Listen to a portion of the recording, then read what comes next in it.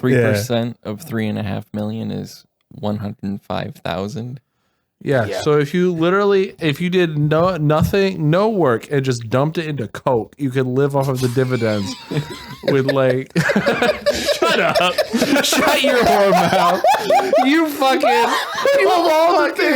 All the fucking Fortune 500s you could have pulled from, the one you were thinking was just Coke. It was Coke and Coke. Not Coca-Cola. Not fucking Coca-Cola. Crack cocaine gives you good bonding.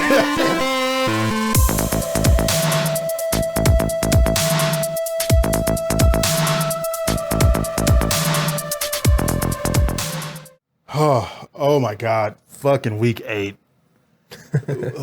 Welcome back, y'all. Week 8. Yeah, week 8. Let's go. Oh my God. Y'all don't know the half of it. The amount of BS we just had to go through to get this fucking recording going. Yeah, it was pretty crazy. I had to read a whole comic. He had to read a whole Manhwa, which I bet he's not even going to talk about this week. Well, I already talked about it. Which one? It's I Am an Evil God. Oh, fair enough. Yeah. Oh man. No, yeah. New stuff, new software. A lot of new stuff. Y'all saw the mics from last week, but there's a lot of new other stuff going on under the hood that you're not seeing that we had to get figured out, and that required learning a new software that I did not put enough time into before coming to this recording today. A new audio interface and a bunch of other shit. So, but we're here now. We're recording. I'm hoping I'm not peaking too bad. No. I'm assuming that I'm not, because we did a recording and it sounded pretty good. Yeah, it doesn't look like it. I think we're good. So we should be fine. We should be fine, and hopefully this means that better audio quality going forward. Even better. How are y'all? Doing good. Doing good, Fluff? I'm fucking tired, dude. That's fair. Izzy, how are you doing? Pretty good. Pretty good. All right, we're gonna start pretty simple. We're just gonna jump into this right now. I got Leap I'm on laying in down. here. I can't jump. White Man Can't Jump. I've never actually. That's a movie as well, and I've never actually seen it. That movie's either. too old for me. We're gonna start this with an "Am I the Asshole?" And we're starting this, and I think this is a pretty slam dunk one, but I want to see how y'all feel.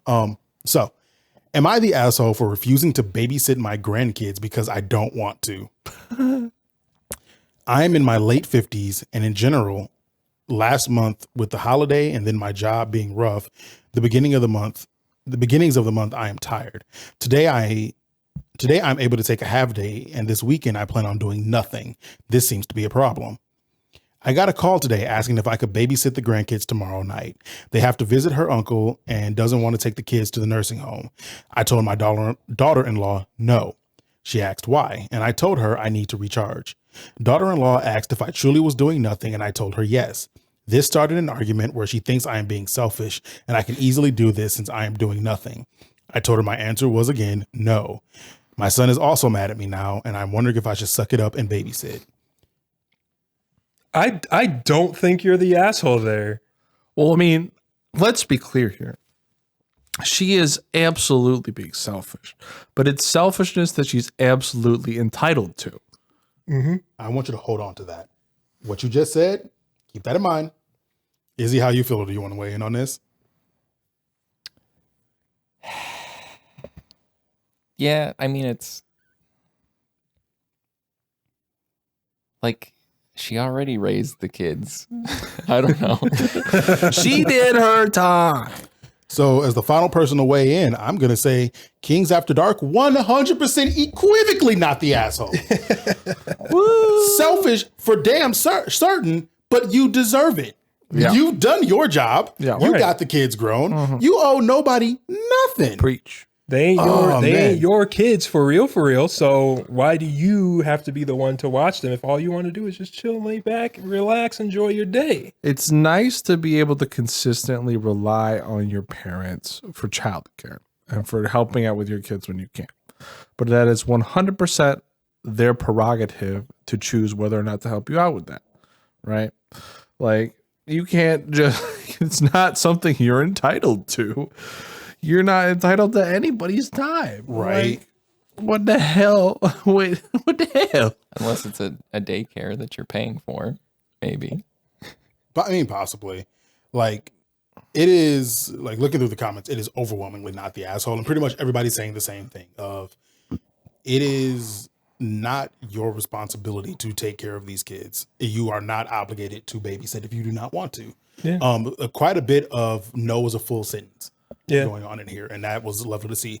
There were a couple people that are like, they were playing the, oh, well, I would be willing to take care of my grandchildren if my kids ever needed me to. You're the asshole because you as grandparents should step in immediately. And everybody going like, no, fuck you. Get out of here. Get out of this forum. Out of here. If that is what you want to do as a grandparent, it is your prerogative. You have all right to do that. Never going to tell you that you're wrong for wanting to do that. But to tell somebody else that they're being an asshole because this person has said, and they never say whether they're a man or a woman.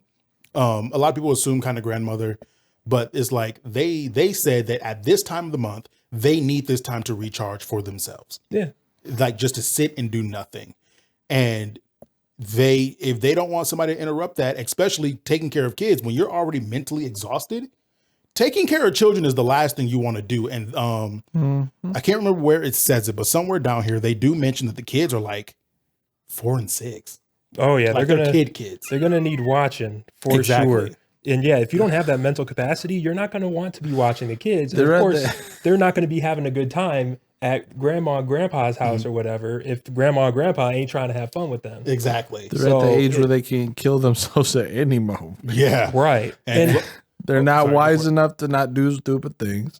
And they're fragile enough that things like, them going by the pond, walking up the stairs can go wrong. Walking past a pond can go wrong.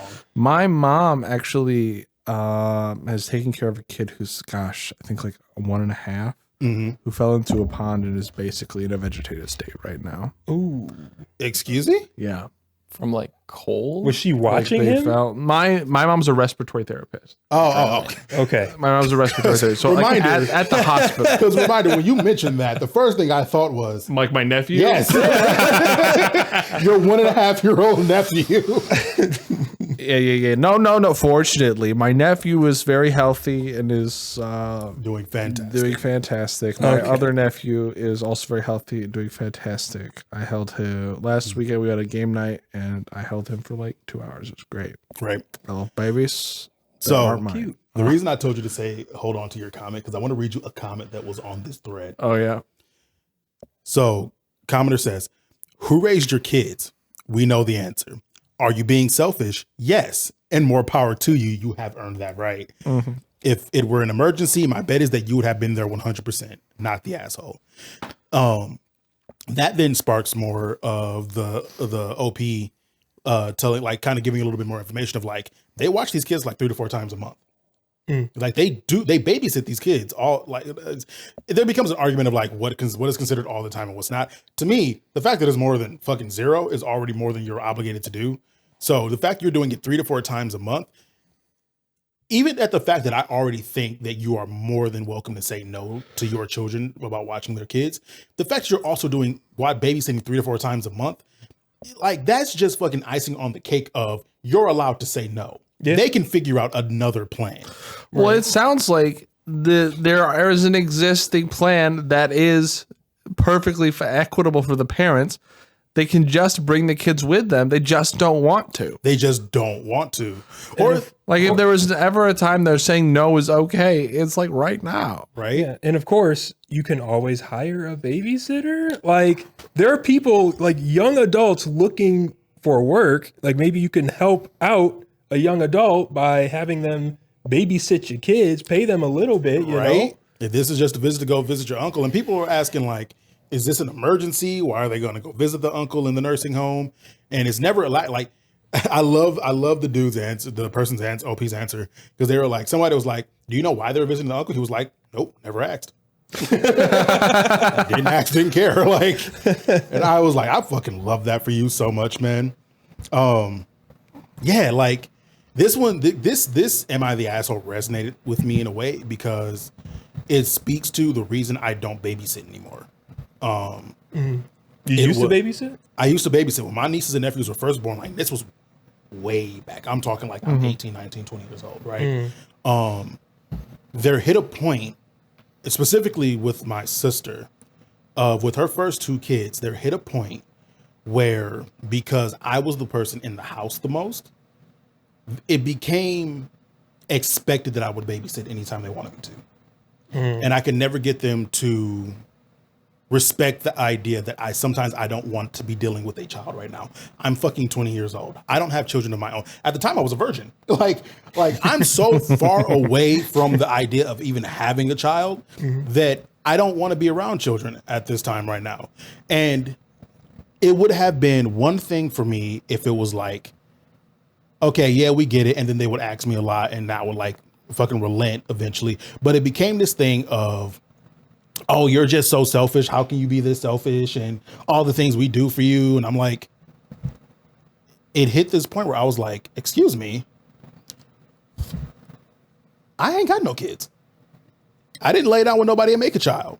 If I want to go to my room and fucking stare at my wall for the next 8 hours, all my responsibilities are taken care of. Like, Yeah. and it just hit a point where I had to tell my family, I was like, no, I don't babysit anymore. Especially when the third one came. When the third one's head hit the world, I was like, absolutely not. I set my mother and I didn't set my sister down. She wasn't living with us at the time, but I straight up told my mom, I was like, I'm not babysitting.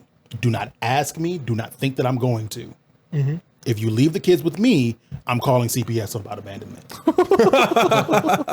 I was like, no, absolutely not. And there was some anger about that because none of them should have been in this world given the circumstances. But I was like, no, because I'm not going to I got to give up whatever I'm doing, regardless whether that's nothing or something. It doesn't matter. I relinquished my time because my sister couldn't keep her legs closed. Like, I don't know what to do for you on that point. So, like, I 100% understand where the OP on this one's coming from, because at a certain point, that's just not my responsibility, and I don't want to do it. It harkens back to poor planning on your part is not an emergency on mine. Poor planning on your part does not constitute an emergency on mine. I guess in this case, it would be an obligation, but... Right? Yeah. I'm not obligated to do for you. And there was somebody else who pointed out, it would have been one thing if they asked, you said no, and that was the end of the conversation, even if they were kind of like a little like bothered by it. But for them to come back and go, oh, you're being so selfish, and now their son like being angry at them because they said no, is like that's where not only is OP not the asshole, but now your children are assholes. Yeah. Like that's where you become an asshole about it. There was something else I was about to mention. I can't remember what it was, but yeah, no, that one's pretty slam dunk. Like that's pretty open and shut case on that one. Like I said, there were some people that were trying to like, no, you're such they were like just arguing back and forth with everybody about like, no, you're an asshole because that's your child, that's your grand. And like one of them was like trying to do the whole, it's your responsibility, and people had to go, no, the fuck it ain't. No, it's not. That's not their responsibility. They're trying to be the knight in shining armor Right. for nobody. For nobody. It's like one thing if they're the type of grandparent, and I mentioned this in the comment that I made on it, I was like, if you're the type of grandparent that pushed your kids to have children, 100% you need to be there to take care of those grandkids. If that's the kind of parent, because there are grandparents that are like that, where they push their kids to have kids. Because they want grandkids. And if that is the one caveat here of if you're that kind of grandparent, you now have signed up for taking care of the kids. You push this contract. You push this fucking contract. And now you want to renege? Right? It don't work like that. It don't work like that. But it was like, if you're not that kind of grandparent and your kids had all volition and did what they wanted to do, because, you know, a lot of adults get married and decide they want to have kids, regardless of what their parents say, then like there's no obligation or responsibility just because people say, oh, but it takes a village. And it's like, okay, so like it takes a village. That's why that doesn't mean the village has to be available. There's multiple people in the village. It doesn't have to mean that I'm the one person in the village you go to every time this happens. Right. Even if it was, a village is a luxury, not a right. Like you are not owed any of this. But so, yeah, that was a pretty quick one. Fucking slam dunk on that shit. Cause that was, I just read that and I was like, ooh, that makes them mad. But all right. Kent, what you got for us today? Well, I got a couple of things I've been wanting to talk about the last couple of weeks, but we've had a lot of other things to talk about. So, we've been able to push back a few things. But I first wanted to talk about this quick little toy that is a combination of toys for our dog Enzo. I was laughing. And yeah, so this is a hot dog chew toy shoved inside of a donut chew toy. And it's honestly, both of these are some of Enzo's favorite toys, but we decided to combine them. And it became his ultimate favorite toy for a while because he couldn't figure out how the fuck to split it up. I feel like there's an assumption it's his I favorite can't toy. split it up. I think it's more the frustration that he can't get it apart. I've tried to pull them apart, and I thought they were one toy. Yeah, true. They are two toys that Michaela herself had to work at fucking shoving in It there. doesn't look like it would be that hard, but they're stuck in together. I think at this point it's kind of held together by his saliva and hair. I don't want to know that. Very possible. I touched that thing and played with him with it. I've seen what you've done with your dog. Don't Whoa! That's the nastiest thing What does that mean? I've seen your bestiality. We recorded videos. What the hell are you talking about? Play the clip. I've seen you give your dog raspberries, man. Yeah. Don't tell me saliva and fur bothers you. It doesn't. I'm just being dramatic. Rest in peace to Gizmo. But yeah, no, this beautiful, lovely toy is the dog dough, or as we like to call it, the hot nut. The hot nut. Yes. Combination of hot dog and donut. So yes, if that didn't run through your mind when we said that, that's what it means. It doesn't mean anything else. Get that out of your mind, you dirty whore. Okay. It just means hot I think nut. they can see it. Yeah. But it's, oh man. That's So- the weekly Enzo update after our fucking poop talk. Last episode. hot No, nut? not last episode. I just, the last episode before tonight that I edited was about that. I feel like So, any poop walk. any Four episodes any ago? Episode 4, I Enzo-related believe. segment from now on should be titled Hot Nut. I'm down. Oh man. Hot nut hour. Hot Nut update. I think the funniest part about the hot nut thing though is that for as hard as it is for you to pull it apart, them apart, you would never know because Enzo refuses to pull on it. Like they have tried. I have seen you and your fiance like try multiple times to just get him to take the hot dog,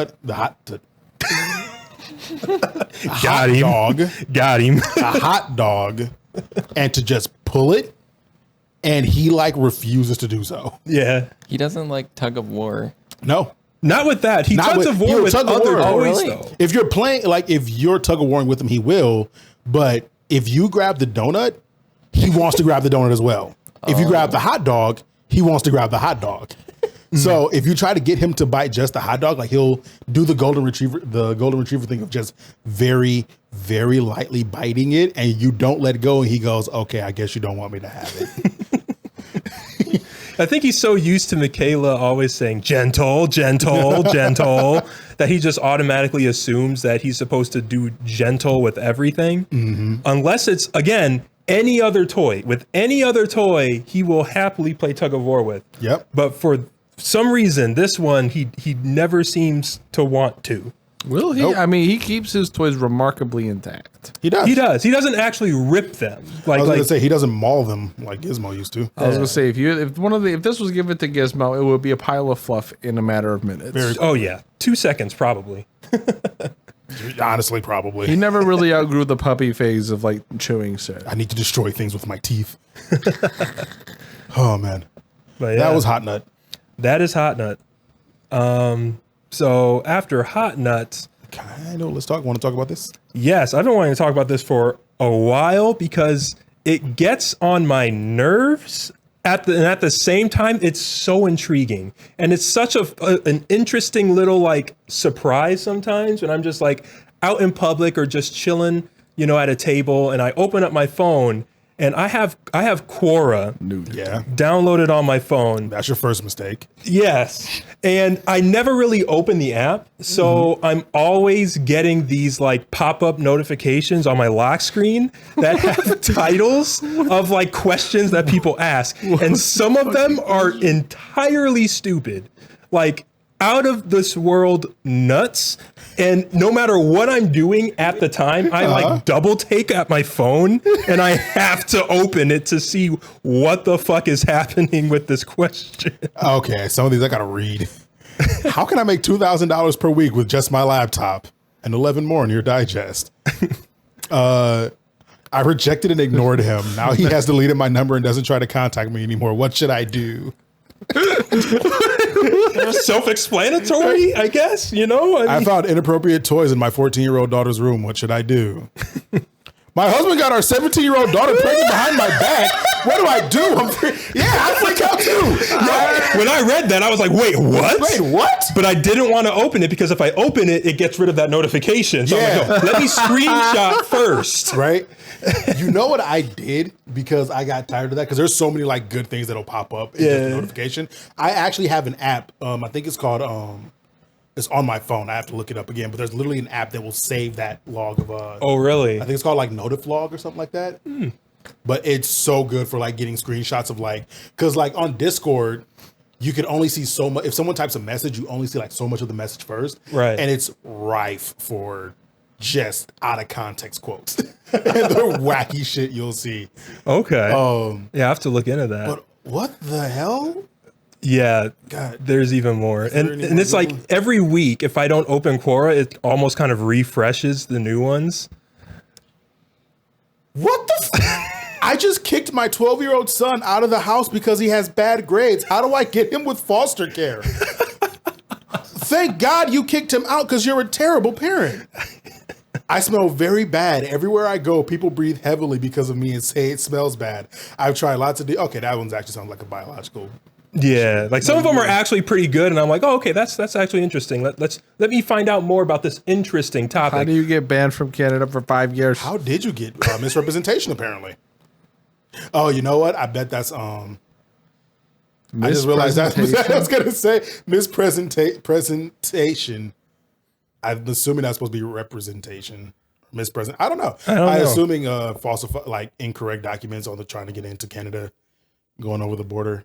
What's so great about the PS5? What's so great about the PS5? Yeah. And apparently NASA has announced that the asteroid 2007 FT3 is on a collision course with Earth. It weighs approximately 55 million tons. What kind of damage is it going to do if it hits land? Yeah. Enough for me not to care. No more to care. All right. Yeah, these are wild, dog. There's one more screenshot. And this one might be a combination of some of the last. Oh, no, I guess it's not. I would love to see this as an Ask Google. What baby name immediately makes you lose all respect for the parents and why? That's fair. I would love to see that as like an Ask Reddit. Yo. Do nurses have a laugh? A laugh if the patient has a micro penis? What? Tell me you're British without telling me you're fucking British. Do the nurses have a laugh? Is the most British thing I have heard in a while. Right. My landlord is evicting me because I'm 2 years late on rent. How do I tell him I'm not leaving no matter what? That one came up for me. Really? I had to dive into that one because I don't have the Quora app, but I do get email notifications for Quora. Oh, okay. Quora Digest. And I definitely got that one. And I like clicked on it because I was like, I have to see what people say. And one of the top comments was like, you don't tell him shit. You get the fuck out. You're 2 years late on rent. He has every right to and every proof of evidence to actually kick you out and forcibly maybe evict you. I think he can probably. I think at a certain point, you're now just trespassing and squatting. I think you can literally have the police come and remove you from the premises. At that point, absolutely. I'm 73, a dad. I still do absolutely everything for my 5-year-old daughter, including cleaning her room, making her meals, doing her laundry, tidying up after her, etc. Is this what? I'm going to assume reasonable or ridiculous. Yeah. Does she have any mental? I was gonna say, I think problems? it depends on that point. But if she's fine, then she needs to leave. Yeah. Does a female masseur get more than a massage? Depends on where you go, bud. So where you go? Bailey had somebody call the spa never and ask if they gave No. happy endings. Really? Oh my God. What did she say? No. asking for Asking for a friend. I never check my 12-year-old daughter's phone. She's always with me, so there's no need to. But last night I asked to use her phone for a minute, and she panicked. Why? Because your daughter's a whore. 6 hours What's should I the call one you- CPS? what's the one you covered up? Why you What's this cut one? up? I don't know. Smelly slut. I don't know. There's. Oh my God. That's the one I want to see. I might be able to. I don't know. Let me check right now. Let's see if I can see it. I'm almost 18 and I inherited $3.5 million. One, I guess they will give that to you as soon as you turn 18. Can I live off this for the rest of my life by investing it? Short answer, yes. What's 3% of 3.5 million? Oh, this one. A lot of fucking money. This one just popped up. My son bought a new car. The contract is signed and he drove it home. The dealership called and said he was not approved for the loan and to bring it back. What should we do? Bring it back. Bring it back. It's like half of these questions are just questions that they don't want to hear the answer, the correct answer. It really is modern day Yahoo. Yahoo answers. 3% of 3.5 million is 105,000. Yeah. So if you did no work and just dumped it into Coke, you could live off of the dividends with like. Shut up! Shut your whore mouth! You All the fucking Fortune 500s you could have pulled from, the one you were thinking was just Coke. was Coke and Coke. Not Coca-Cola. Not fucking Coca-Cola. Cocaine gave you good bud. It does. I'm not arguing that. Warren Buffett would be proud. Oh, If you put it into Coca-Cola stock, I believe the dividend is 3%. Yeah, 105,000 like a year is more than enough to live. It's off. $100K a year, or maybe even more often than that. I get about $28 every time they calculate dividends, but yeah. Fair. Yeah. But like, yeah, if you, as long as you're smart with it and you're living within your means, 105, like just off that investment alone is more than enough. And that assumes the money itself doesn't grow. Yeah. And like your money is going to be growing and compounding on itself. So like that'd be more than. Well, at that point, you want to get a financial advisor, probably some professional help. I would very much hope that you're already set up with a financial advisor at, like, I hope they don't turn over $3.5 million to an 18-year-old. Yeah. Good news to know. Not including a financial advisor in the package. Like, Right. what do you think? They're a house elf? Yeah. It would be nice. One thing that not many people know, a lot of different financial companies will just provide, depending on the company, but there's a lot of them out there that will sit you down with one person and just like write out a plan for you for free if you inquire. And then of course anything after that they'll probably want you to pay or something like that. But getting a financial plan laid out for you can be free in some cases. So definitely go and check it out for yourself. Yeah, that was something I learned from you. I still got to call her actually. I haven't made that call yet. I really do need to. But I like learning that, that financial consultation is a free service that is like kind of paid on the back end. Mm-hmm. It makes that a lot more approachable. Yeah, a lot of those people just know that, if you come to them at first and they help you out for free that first time and they set out a good plan for you, that you'll probably come back to them and want to work with them, and then they'll help you, get even more of your finances in check and then start investing in certain things, and that'll all happen through that, certain person that you're working with. So it's kind of, they're investing in you for free at first, and then of course, again, you coming back is helping them out. So Source is financial investor, financial advisor. My friend who graduated, I think it's a master's in finance, Nice. business and finance, recommended 2 books to me. 2 books. It's Money Diaries. This is especially great if you're a woman.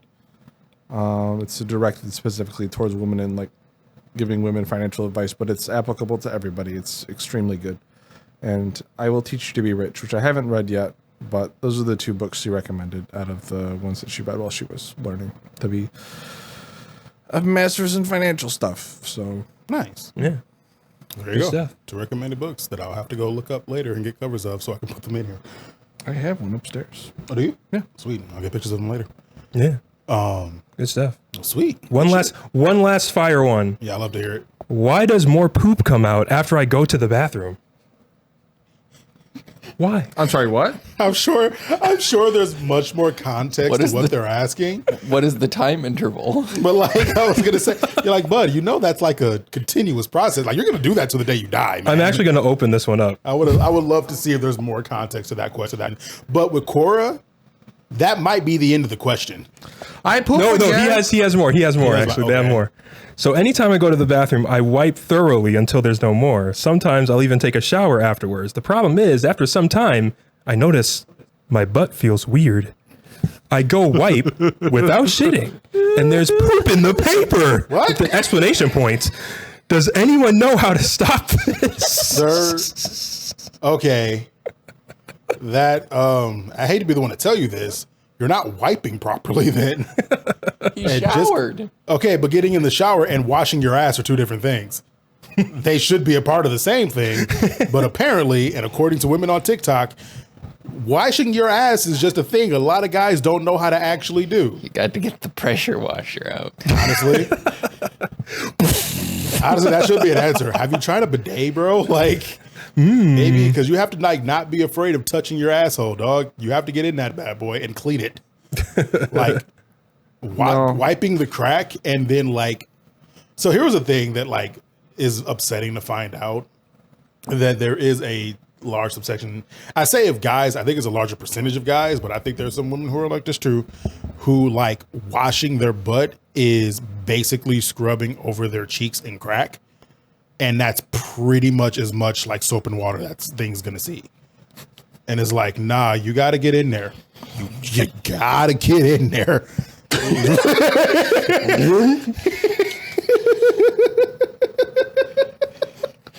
All around there. You got it. Really get up in there. You got to. For all of you audio listeners out there, I'm taking my arm and I'm making Stop an it. arcing motion Stop upwards. it. And then you I'm, don't need to give them a Like I'm a wiggling my U-bend. fingers as if I'm tickling my colon. Guys, I quit the podcast. That's fair.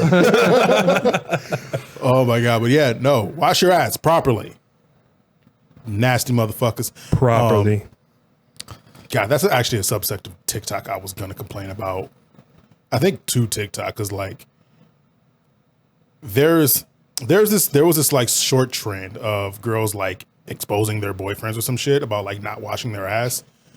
Of like they'll like get on and go like, my boyfriend like just like always has dookie stains in his underwear or some stupid shit, or like always like just doesn't know how to wipe properly, or like there was one girl who was like she was giving her boyfriend head, and or like he had like dingleberries in his ass and shit. And What? as nasty and trifling as that is, the thing that kind of stuck out to me in all those scenarios is that this motherfucker was not an ex. He was a current boyfriend. You And still with them? Yeah, you still with them. And you know what? That's nasty on him. That's just downright shitty. That's downright trifling for you, babe. Like, that ain't coming across the way you think it is. I know you're trying to shame your boyfriend. fix him. But how fucking nasty are you? Like, what the fuck you mean? Are you down with the funk?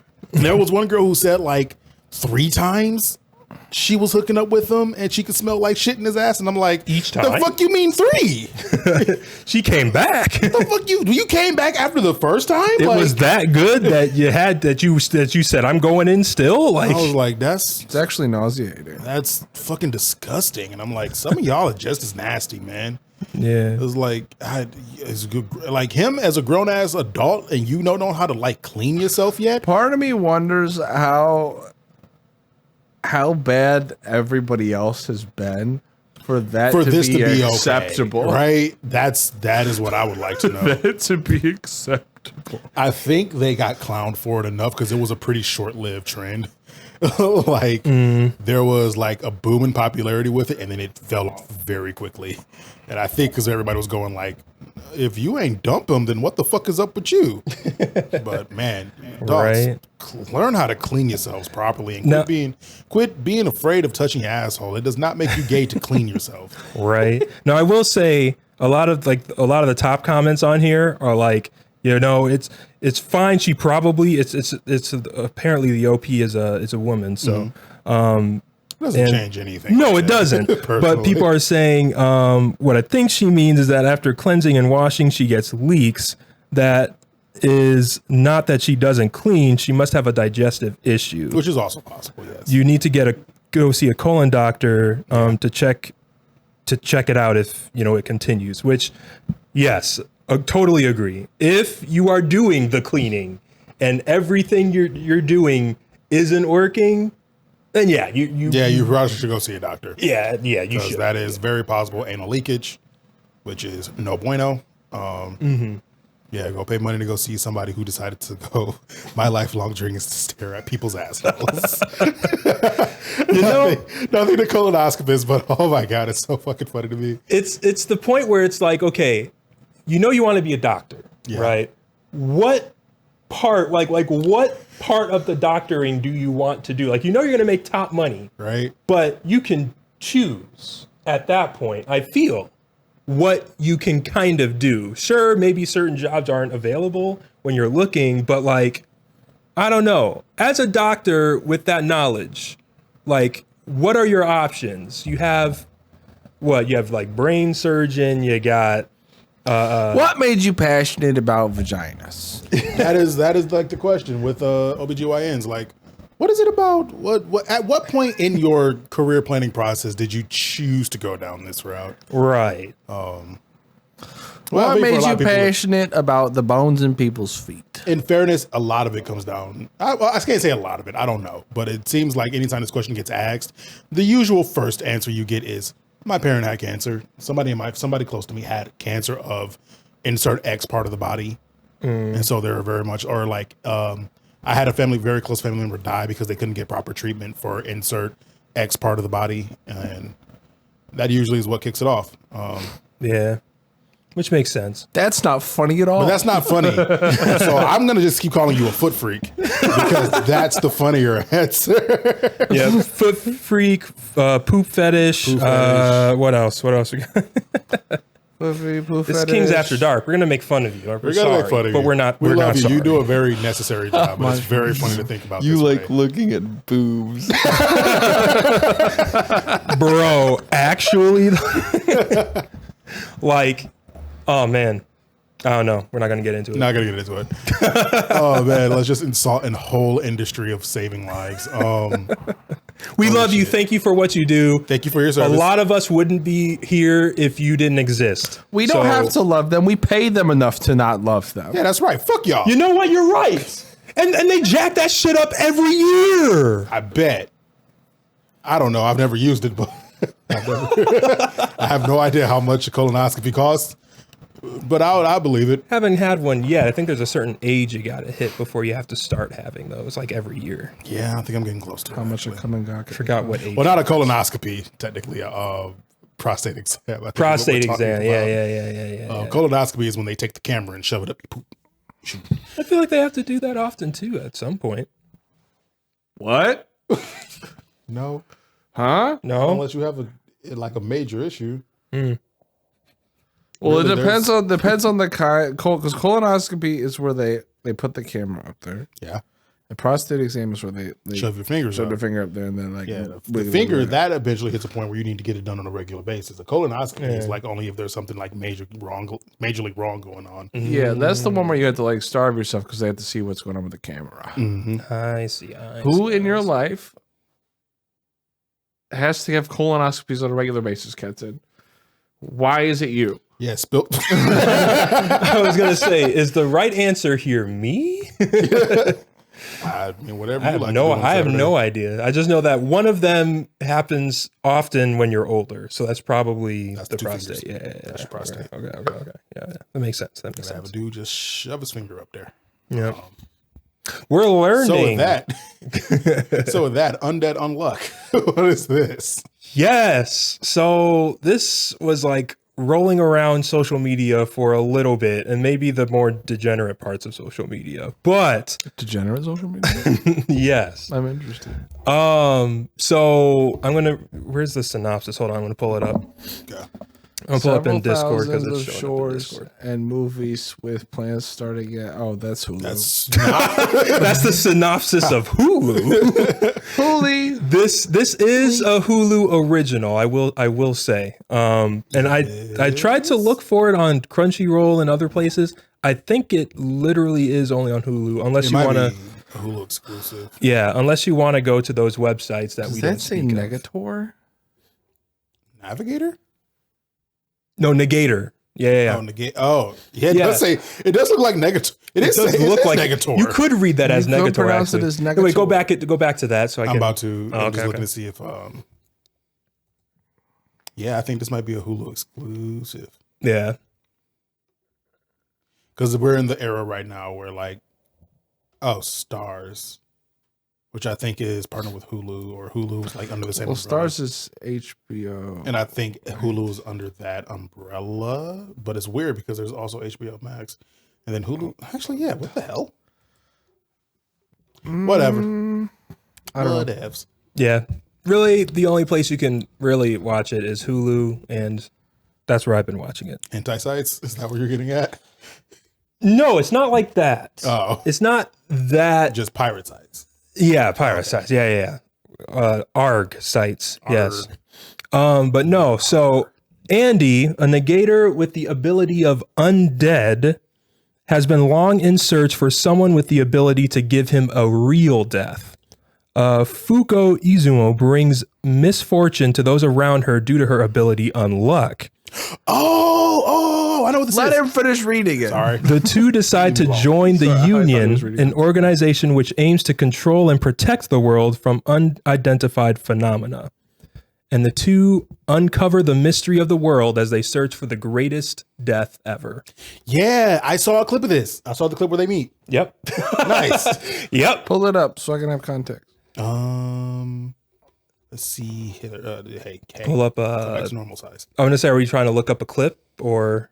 I was gonna say, is there like a trailer we can watch? Probably, actually. Actually, I think we have to do it this way. Okay, I was gonna 'cause say, I'm not gonna do the whole login process. or look up in freaking YouTube, like YouTube no, trailer. this is what I wanted. Oh, okay. Yeah. Oh, I have seen this clip. Yep. Mm-hmm. This dude is fucking rocketing with his blood out of a caching. Yep. That's fucking right. It's as wild as it looks. It's crazy because it looks like Grimjow from Bleach. The dude looks like Grimjow. Damn, he's naked as fuck. He was Yeah. making this fucking that intro sequence. It's crazy. Yeah. So essentially, and this is the very first episode, one of our main protagonists, what's her name? What's her face again? I don't even remember her name. Fuku. Yeah, Fuko. Fuko. Yeah, Fuko. Who are you? She's about to commit a unalive on herself. Commit the honorable Sudoku. Yes. And essentially we have our dude Andy, who isn't named Andy. She calls him Andy. He basically goes, "The fuck you are." Right. He's like, no, wait. Why are you going to do that? And her ability is, it's an interesting way that it works. If you touch her, an act of misfortune will happen on you. Nice. If she doesn't like you that much or doesn't know you and you touch her like skin, bless you. Goddamn. There's gonna be another one probably. Probably. We'll bless you. Nope, that's too much. I'm so ashamed. Ejected. Boing. Single brain cell, baby. Oh, that happens more times than y'all will ever know. It does. I halfway want to set up cameras in like the living room upstairs, Just to catch those have moments. have one of the house monitor cameras where you can just set them up and let them go. Because the amount of times we do that, and one of my favorite ones is still the harder daddy, fucking, which I realized we didn't talk about in the episode when we talked about Spider-Man 2. Yeah. There's the scene in Spider-Man 2 where Venom gets a hold of Kraven. Spoilers for Spider-Man 2. Spoiler for Spider-Man 2. Venom is like choking Kraven, and he just goes harder. And in unison, we just go harder, daddy.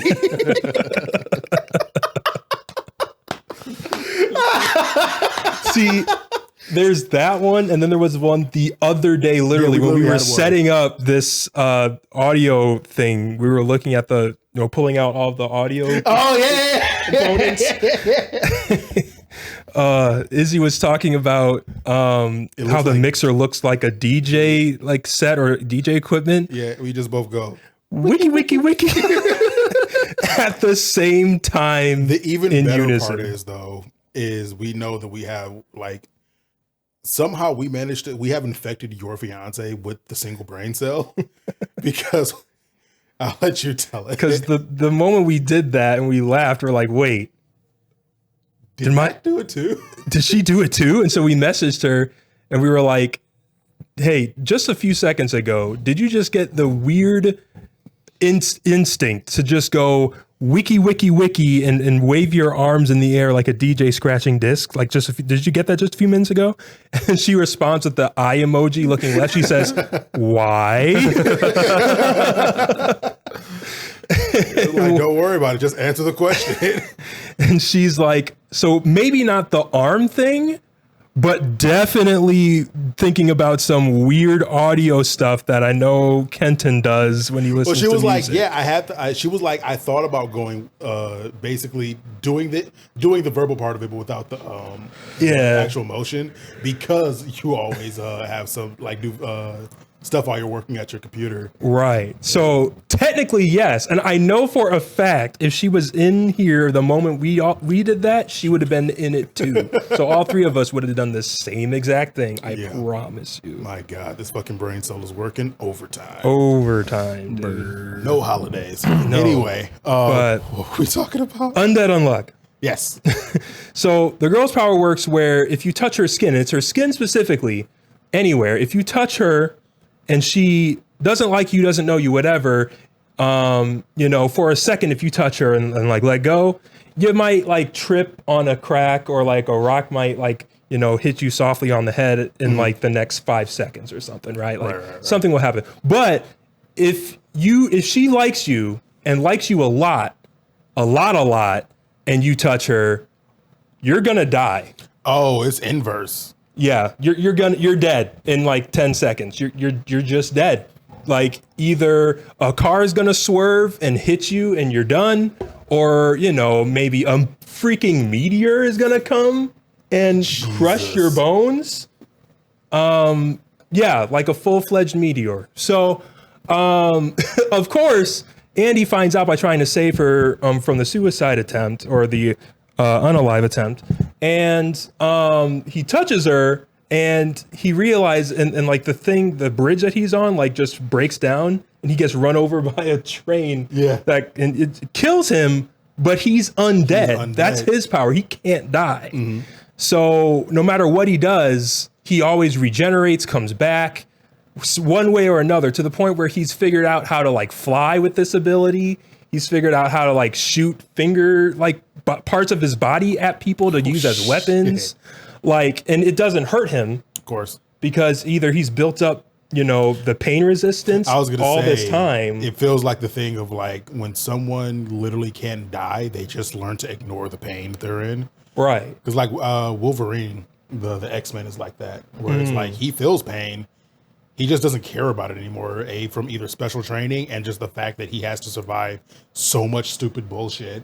Right. That he just built up a tolerance to it. Right. At a certain point, it just doesn't matter anymore. Yeah. Right. So it makes this kind of weird pair because Fuko knows that any kind of relationship she has is going to end in disaster. Because she can't touch anybody who she likes because they're going to die. And she can't really touch anybody she doesn't even know or like either, because they're just going to get, bad stuff is going to happen to them. So she's and she killed her parents this way. This isn't. Seriously? Yeah, this isn't a spoiler. This again is shown in the very first episode, the first maybe 10 minutes or something. Damn it, you Like- spoiled the first 10 minutes of the episode. How dare you? How fucking dare you? I'm sorry. How dare you spoil the premise of the show?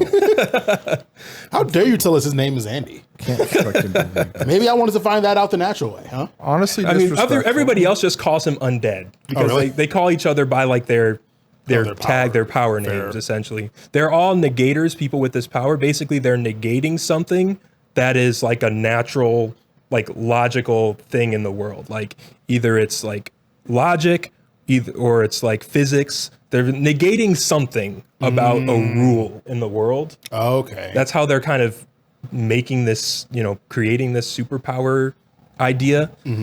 I won't get all into it because it'll get more into later episodes where it could be spoiler stuff. But essentially, they're trying to save the world because, if they don't do certain quests with this union that they join, a new rule gets added onto the world Oh, really? that changes how the world works. So either you complete the quests and something good happens and the world changes, and nobody who isn't a negator knows that it changes. It's just automatic, like boom, history books change, their minds change. Oh, it's just straight up. Yep, Okay. Reality is the word. reality shift. Okay. Reality or- gets gooder. Right. Or reality gets badder. Badder. Right. And it maybe releases a whole new monster into the world, or a whole new negator, or a whole new, they call it something else. I can't remember what they call a bad, like, a bad thing. But, I guess I will say spoilers for this part because I think this helps get the point across. 1 sec. Okay. Always give people a couple seconds. Oh yeah, fair. A couple of seconds for you to switch or skip ahead. I prefer Negator.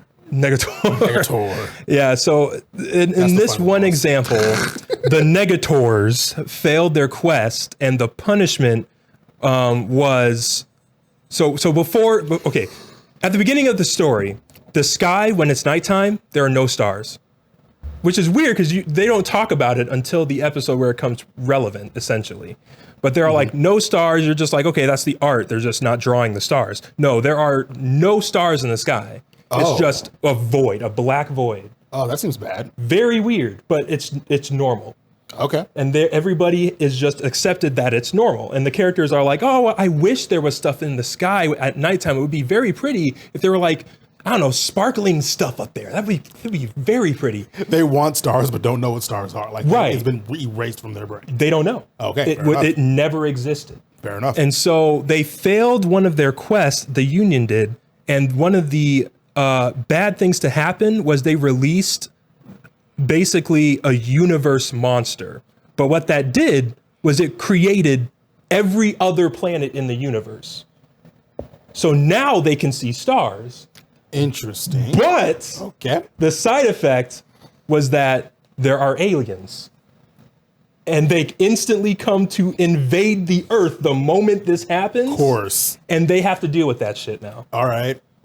And they're basically one fuck up away. This is the premise. One fuck up away from Ragnarok. Okay. And they cannot fail again or else the world ends. That's essentially the premise. But you don't get there for a few episodes, That's which is why I say spoilers. Are you fully caught up?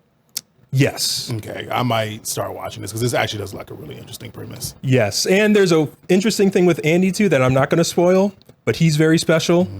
But yeah, so his whole thing is, she latches on to him because he can't die. So she can actually build a relationship with this one person. Right. And he is trying to die. So he's trying to feel her up, essentially, and wants to get her to love him so that he can touch her and actually die. He thinks that she can cause a stroke of unluck so big that it will actually kill him. I mean, I guess it depends on what because his undead is a negator power, right? Yeah. So if it's a power there, he could if he can get a stroke of luck so good, so bad That his power it basically disappears. negates his negator power. That could be his big break. Right. And You- that's the premise we're playing with Fair. in this one. Do you find out how long he's been alive? That's Undead? That's one of the mysteries that I think is really interesting about this show because it does explain a little bit about him, in the middle and how his power works and who he actually kind of maybe is, but he has and still is, at least I don't know if there's a manga. So I don't know if everybody already knows this. I get the strong sense of probably. But like there's a lot we don't know about him, and there has been hints that there is a past with him that we're gonna get to and learn about that's actually a heartfelt past with There's him. a manga series. Okay. But he's been alive for so long that he like just has forgotten a lot of stuff and everything. So it's like there's a whole past that is there, but we don't know about it yet. I mean, that little bit answers the question I was having. It means that he's been alive a long time. Yeah. It's not like he just kind of popped up with these powers a couple days ago and just immediately went crazy with it. Yeah. He's been captured, broken out, captured, tortured, broken out. Like, he's been in the game for a long time. Right. Okay. He's one of those loose cannon types where he's like, whatever happens. I don't have a plan. I'm just going to run into it. I'm not going to let you die, Fuko. Like, you're my only reason for living right now, so I can die. Mm-hmm. So you're my only reason for dying right now. I'm going to make you love me, first of all, and then I want to die. And then ultimately he's going to fall in love with her for realsies. And then when the time comes, he's going to be like, I don't want to actually die. Is this releasing by season, or is it like updated episodes weekly? Weekly. So it is new episodes a week. Yep. So I might go on, if time permitting, I might go on and catch up on this. They just started releasing dub episodes too. I think they're like 6 episodes into the dub, and those are also releasing weekly now. Okay. So if you're interested in dub, definitely check it out. By the time that you see this episode or hear this episode, it'll probably be maybe 1 or 2 more episodes. Yeah, if I keep going at the pace that I'm going now, it'll probably be like a week and a half away from here. Yeah. There's a dub 6 right episodes there. in on dub. Yeah, no, this is really interesting. I might, if I can find the fucking time to do it, I don't want to take like 3 hours, I guess. Yeah, the only caveat again is I think it's only on Hulu. I could be wrong, but I think. It might only be on Hulu unless you're willing to pirate. And we at Kingz HQ do not condone. Anyway. Unless it's One Piece. Unless it's One Piece. Then, which we don't pirate One Piece. We really don't. No. Don't pirate One Piece, but like One Piece is about pirates. Pirate jokes. Because they're pirates. Yeah. If you're gonna download One Piece at all, download One Piece. And that's the way to go. That's the way to go. Yeah. Boy, I actually kind of want to get into that. Yeah. I want to get into One Piece because me and Fluff finally hit the big reveal of Wano. Gear 5, baby. At this point, it's not a spoiler because it's been out for almost like half a year. So like, if you're not caught up with One Piece, or like maybe you're watching it and you haven't been watching One Piece for the last 20 years, what the fuck have you been doing with your life? Yeah, like if you haven't at least heard, what you got against me? Why haven't you been? That you haven't been living your life if you haven't been living your life with One Piece. Exactly. Amen to that. I disagree. It's okay.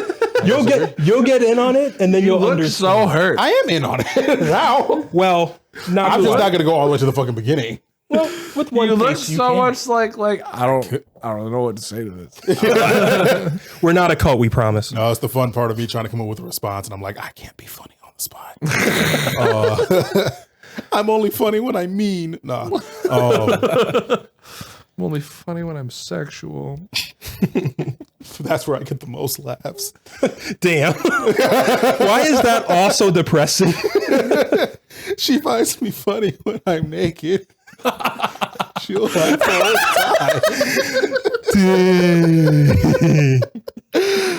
I love him because he's funny. In particular, when he's naked. You ever seen that little micro penis? We having a laugh. We having the nurses having a laugh. And I'm a nurse, so I would know. Man. We love callbacks here. But oh my God. I want to get into One Piece. I want to take a break first. As well as do Manhwa after we come back. Yeah. So as this break, I need to go get some water. And I think we'll get into Manhwa first. And then we'll talk more about And One then Piece. I think we'll end off the episode of One Piece because I feel like we can go for a while on that. Yeah. And I have no idea how long we've been going so far because the recording software I got What's does the not video at? have. 1 hour. Yeah, Really? good Exactly. pause. Hell yeah. Perfect. 50. Beautiful. Sweet. Well, we'll be back. Oh boy. 1 second, I gotta do my dailies. Okay. Well, while you're doing your dailies, Izzy, I heard you have something for us today. Oh yeah, I was just gonna bring up Swivel the camera. Swivel it. Mr. Villain's Day Off. It's like a really low conflict, like it's basically just the villain of like a Power Rangers show. Mm-hmm. But on his day off, when he doesn't do any work, he goes to the zoo and looks at pandas and picks out snacks at the convenience store. It's a slice of life based around a villain? Yeah, pretty much. Just like on his And, like, days off. He runs into the Power Rangers on his day off and like he's like, "No, I'm not fighting you today. It's a truce." He like the Red Ranger is like super directionally challenged and he like helps him find the subway. And, No way. yeah. Are these like episodes that are like shorter, or are they like a full like They're 20? I think they're 20 they're minutes, full. but they're like 2 to 3 episodes per? per. Oh, okay, like it's little shorts. sections Yeah. within. I love Fair those enough. kind of I love these. like anime like that. I think another one that's like that is it Nichijou? I think it's like that. Nichijou. And then there's No, Nichijou is usually like the full 20 is like one continuous episode.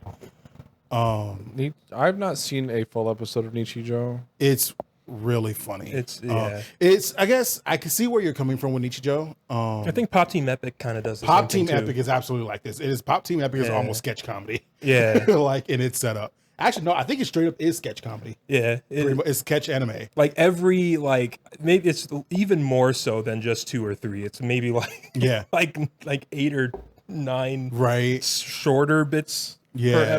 per episode. Nichijou is, and I don't know if I'm pronouncing that correctly. I'm assuming We're probably so. pronouncing it wrong. But honestly. Nichijou is it is very wacky and a lot of like random stuff going on, but it's still one like it's all within the same like kind of set story. It's almost very much like kind of like Family Guy or like American sitcom cartoons in its setup of like there's a story going on, but there's a lot of also wacky zaniness going on. It's been a while since I've rewatched that show, so yeah. But no, I'm definitely stealing Fluff's Crunchyroll. The account we're stealing from somebody else, actually. Yeah. And watching this because it's 2 episodes in, and I think we could very easily like. I'm gonna catch the fuck up on this. 'Cause that actually sounds fucking. yeah, this delightful. sounds It does sound really fun. Quit turning your fucking mic light off. What the hell? I didn't even touch it. I did definitely touch it, but Is it more of that like comedic like touch to it, or is it kind of a little more It's laid back, chill? And, It's a little more comedic. Like his whole reason for conquering Earth becomes like freeing and multiplying the panda species. The thing the Earth Yeah. is trying to do now. Yeah, pretty Then wait, he's not a villain then. he's just a misguided ecologist. Right. Yeah. I think my thing is though, how does he determine it's a day off? I think he has set days off. He He takes just- like PTO. From him, because I himself? assume that as a villain. Yeah, he's like the head honcho villain. Oh, there's a whole organization thing going on. Yeah. And so- Well, he's not like the head, but he's like the general. Okay. Yeah, you see, like, hey, man, the fucking self-care days are important, bro. Yeah. Agreed. I'm definitely gonna fucking watch this. Gotta This have looks time to delightful. recharge for Yeah. sure. Yeah. Yeah, This has got me thinking about you know those days you don't want to watch your grandkids. Yeah. Spy X. Do you watch Spy X Family? Yeah, I would say it's got a similar vibe to that. Okay, I was gonna say the vibe reminds me of Spy. Have I made you guys watch that yet? I sat down and watched it with. I've been caught up a with decent amount of it. I didn't watch the whole thing. Excellent, because Actually, I need don't to think we finish ever caught catching up. up. I think we got to We catch up. did. We're not fully caught up. Kenton says he's caught up. I am Kenton very doesn't- Kenton has good taste. Spy Family is fucking great, man. It's so good. It is very good. Oh, the last arc they just finished was really good too. With deep. I'm not fully caught. I was caught up on the manga for a while, but it wasn't on manga decks, so it was hard to keep up with it. Oh, I'm not caught up with the manga. With the anime, I am. I don't know how far they are with the manga. Well, the anime is actually pretty close. Was last I checked was catching up with the manga very fast. So I originally read somewhere that they didn't think the manga was going to go more than 15 episodes. Really? Yeah. People ate that shit up. They really did. It's so good. It's deeply wholesome. It's very, very fun to watch. The characters are so interesting. Anya is just Adorable. She is adorable. just a little It's rare. It's miscreant. rare to get that kind of child that you don't just want to strangle the whole time they're on screen. Honestly. No, I say that it's not that rare. It's just usually a show that isn't already like centered around the children alone. Like a show that also has two adults as like part of your trio of main characters. Usually the child is like the worst part of that trio. This is one where Anya stands on her own with both of the adults. As a matter of fact, Anya is really the lens through which we see. this is true. Yeah. Yeah. She becomes almost the main character after a certain point. I feel. Yeah. I wouldn't even say, I was going to say, I seems wouldn't even say almost. I think she just straight up becomes the main character. Maybe it's like certain arcs become that, but like it really does feel after a while. You're just Anya's the main character. And You definitely follow Anya a lot more with both of her parents kind of getting. Well, because she gets bits and involved in both of their shenanigans because she knows what's going on. And she like she's trying to mediate. How far in are you? We stopped watching back in like what? I think it was some more time in July. It had been coming out for about 6 months, I think. I want to say the last thing we saw was the tennis match, or at least very close to the last. It was Between who? Yor and Nightfall? yeah. I think that's her name. I couldn't begin to tell you their names. I wish I could remember. Or is that well. Nightfall him? It was the one where they had to get a special artifact that you could only win from a tennis competition. And then they get it just to find out that the thing that was within the art piece that they won isn't actually there anymore. Or some Did shit. I watch the arc where they got the dog with you? That was a good No, one. I don't think so. I think by the time I started watching, they already had the dog. Or was that at? No, If you don't remember the arc where they got the dog, then they didn't have the dog. Either I watched it and you skipped it, or was the dog there for a temporary amount of time, or was like the dog an ongoing character? dog's an ongoing character. Then yeah, maybe I might have seen clips with the dog, and I don't think we ever sat down and watched it, so I don't think I've gotten there. Okay, because then we're probably gonna have to go back because that's one of my favorite Fair. arcs. I am down to do that. Spy Family was very good and very fun to watch.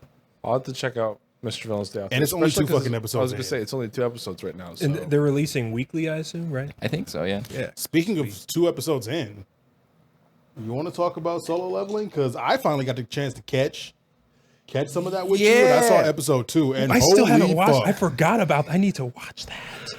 Yes, it's Thank you for the recommendation, Izzy. It's popping off, man. So we've just hit. So the next episode, the premise will finally be established. They've really taken their time with treating sort of like the intro and stuff and like doing it well. And as somebody who has really enjoyed the anime, I am so there for it. But yeah, we're at the point. I'm not really sure what to say about it because I don't know how much I want to spoil and how much I want to discuss openly. That's fair. Because I kind of Spoil for us or for the viewers? Because I would say we can do a spoiler segment, but I could say what I really liked about solo leveling is the okay, go for it. I was gonna say I'm gonna mark spoiler right here just in case. And if we have to actually make use of this, we'll at least have it in place for people that don't want to have it talked about. Because it is, as an anime, it is fairly, like literally, this is January 17th, and the second episode just came out, last Saturday? Yeah. So yeah, like the what I really liked about the manhwa was honestly it's kind of to put it's an action flick for sure. It's really action packed. Yes. But it's also really accessible. like Erica recommended to me, even though I was already reading it. She was Really? like, "Have you checked out Solo Leveling?" And I was like, "Yes." But yeah, like anybody, I kind of want to get down. I'm gonna let you. We're gonna finish this off, but I kind of want to get down into what accessible means. that's the other thing. I don't know if I could really put a finger on, because the things that I would actually normally like draw out is like making something accessible. I don't know if I could like point at specific signifiers. I would have to really sit down and like do a better examination of it. Okay. Because I'm kind of putting myself on the spot here with it. But it was one of those things where every week I wanted to see what was in the next episode. Yeah. Yeah. Like I wanted to see what was going to happen next, what's going to happen next. When I go back and look through the overarching story, I think the at least the way it was portrayed in the manhwa, some of the story felt a little bit like it played a little bit loosey goosey with some of the logic behind stuff like the system and things like that, but it never stopped being action-packed. It never stopped being a good time. It never stopped. I don't know if a good time is what I would have described out of that second episode. You know, the second episode, That seems very unequivocally a bad time. bad things happen. There are definitely bad things that have happened. Oh man. But it's also a series that I think manages to raise the stakes in a way that doesn't lose the whole fucking plot. And yeah, it's one of those ones where I would just check it out. Would you say that episode? So, as episode 2 is the only one I've seen. I never got a chance to see episode 1, and you've read the manhwa. Would you say episode 2 is a good representation of the? God, I want to kind of say the game loop or whatever the anime equivalent of the game loop of this show is going to be. Because like tonal wise, Let's just break spoilers and like be like, so like, are you talking about like the way that people are? So the whole them going through that dungeon deal has like the whole like you have the commandments that you got to follow. Yeah, it seems very like they're going into a dungeon with almost with like video game based rules, right? Yes. Is that a loop I should be expecting to be happening a lot here? Yes, or is that just no. tonal? Yes, no. So the what happens after he comes out of that dungeon, the dungeon, is because he was able to stay there until the last flame flickered out. Okay. He gains the qualifications to be a player. Right? Oh, that's what that whole thing. That's what that last screen was. I couldn't tell if that was a part of the scene or part of the opening. I feel like that was low key intentional, but the like that is part of like what happened, or he gained the qualifications to become a player, and so he gets the power of necromancy.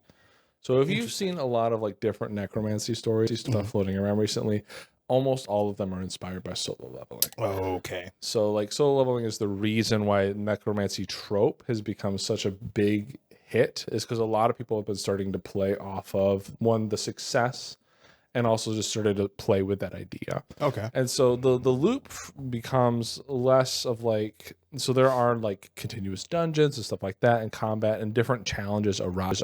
But a lot of it is based around how he utilizes is him overcoming challenges like in a similar fashion, and him killing bigger and badder things so that they are now his pets, basically. Nice. And that kind of becomes loop, and he becomes progressively more and more badass as those things happen.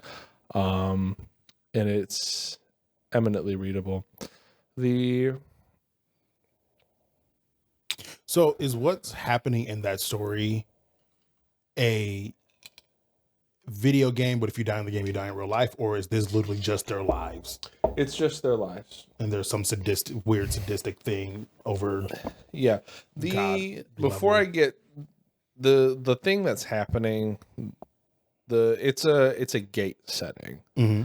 So I'm not gonna get too into like what is causing the gates and stuff like that, because it is addressed in the main plot. Okay. I remember it being mentioned in episode 2. Yeah, the idea is it's actually a very common trope in mangas or manhwas, is that basically one day portals start popping up everywhere, and monsters start coming out of these portals. And for whatever reason, modern military hardware cannot kill these things. Of course. And so like people are fucking dying, shit's going down, but select people begin to awaken abilities that allow them to fight these creatures. Okay. And so in some settings, you'll have a system that comes along with this, with like video game like powers and the way people can level up and stuff like that. In solo leveling in particular, that system doesn't exist for anybody except our main character. Interesting. Which is what makes him special. This is what I would say qualifies it as a chosen one narrative. Okay. But in his case, he technically earned his chosen status, which I like. Nothing pisses me off more than a story where like, you are the only one. You were born with the key in your soul, and you're the only one that can undo the lock on the universe. And now you have to rise up. And I know, right? Cannot stand. I remember when Naruto was about a story of working hard to overcome your your pitfalls, only for it to wind up being a chosen one story. Anywho, yeah. Fucking second episode got me hooked. Like Yeah. I'm definitely gonna. It's crazy. Yeah, I'm definitely gonna have to sit down and watch it with you. Probably going forward. I think there's gonna be a few things we just sit down and watch now, because I want to catch up on Undead, Unluck, and start catching that weekly. Villain's Day Off. Like this just looks like a fucking good time. Yeah. Solo leveling is as intense as Mr. Villain's Day Off is as chill. Like they cover the spectrum. Yeah, no, I think this is gonna be like my fucking anime renaissance or anime reawakening of like just sitting down and getting into shit again.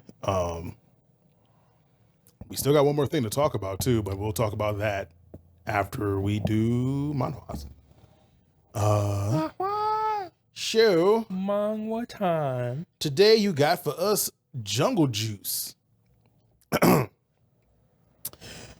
Suchin Jang, I fairly certain I did not pronounce that correctly, is an extraordinary college student at the top of the social food chain. But underneath the perfect facade, he hides a pair of insect wings that suddenly grow when he used a mysterious bug spray called Jungle Juice. That's not what that's called in America. Wait, that's not how that word's used in America. Suchin's life crumbles when he bears his wings to the world to save someone's life. When all hope seems lost, Suchin stumbles upon a hidden world of insect humans where everyone is accepted for what they are. But the law of the jungle governs this secret society, and all must fend for themselves in order to survive. All right, what is, homeboy? These are my I was gonna say teen college age bugs. All right. Hot college age bugs. It's so good. This is really good. I actually really need to catch up on this one. I was letting it marinate for a while because it was getting super dramatic and I couldn't take it anymore. And so I was waiting until that arc ended, so that I could just binge it all in one go and get that catharsis, much like I did with One Piece. But the Yeah. I was thinking about ones that are like absolute that I was like thinking about ones that I should have recommended by now, or things that I think people should absolutely read. People should absolutely read this one. This one is very, very good. Oh, that's the other one I was going. Never mind. Okay. Remember for later. The Jungle Juice is a really fun ride. Like the synopsis says, your main character basically gets infused with the powers of a dragonfly, right? Oh, that sounds sick. So he has the wings of a dragonfly. He doesn't literally have the eyes of a dragonfly, but he has a dragonfly sight. Okay. But he also has some of the carnivore. He also has to grapple with the fact that a dragonfly is a carnivorous insect, right? And so, what it means to be infused with a carnivorous insect in this universe. Fun fact for you: not only carnivorous, I think the animal with the highest hunt success rate. That's right. On the face of the planet, like a 95% success rate when it comes to hunting, or something like that. And they do it justice. Really? Yes. But also what kind of means to be a carnivorous insect or a human infused with a carnivorous insect is if you consume the flesh of another insect, it can literally drive you insane. Oh, Wendigo shit. Yeah. And so there is this whole conflict between like insects. There's basically within this inter-insect society, there's conflict between different factions, and he has to navigate that while also being an insect college student. And I find it deeply entertaining. I think that there's a romance in it with a girl who's infused with a cockroach. Yeah. Which is pretty great because she's super strong and kicks butt. And refuses to die. It refuses to die. And that's all.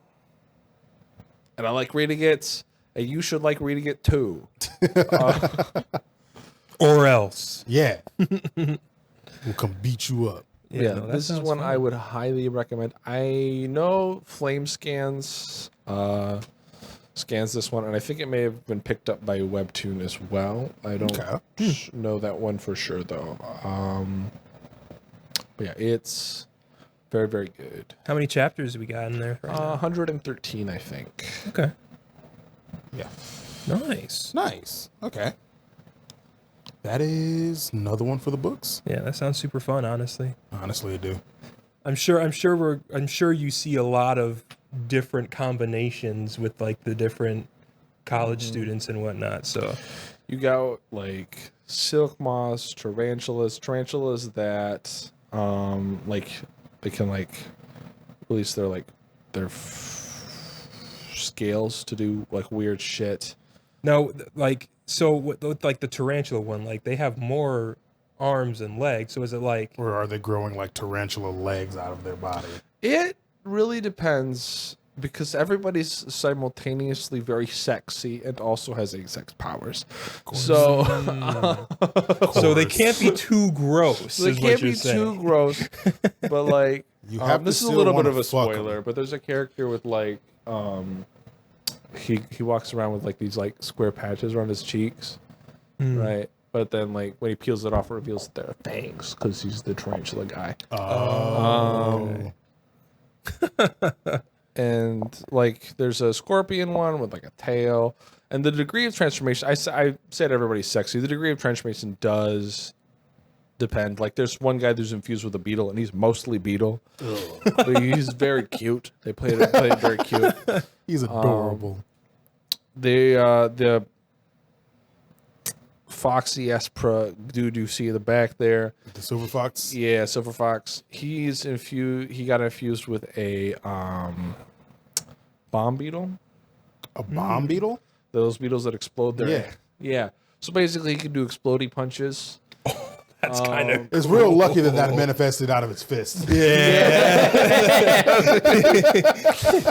Versus what it is in nature. But Yeah, he has one of the world's most powerful twerks in the world.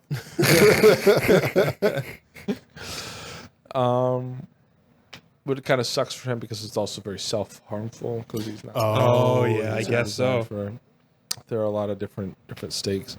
There is a wild diversity of different characters with different abilities. There are ones that like can produce silk, and so like they're working with their ability to make like textiles. Nice. Where does that silk come out? I'm going to ask for everybody who's asking right now. I was They're all wondering. trying not to. The nipple. No, I actually don't remember. I don't remember. I think there are a couple. So I think one is maybe the mouth, one's the hands, one's the ass. I think. So I don't know. Honestly, all of those are not as weird as I thought they would be. What did you think they would be?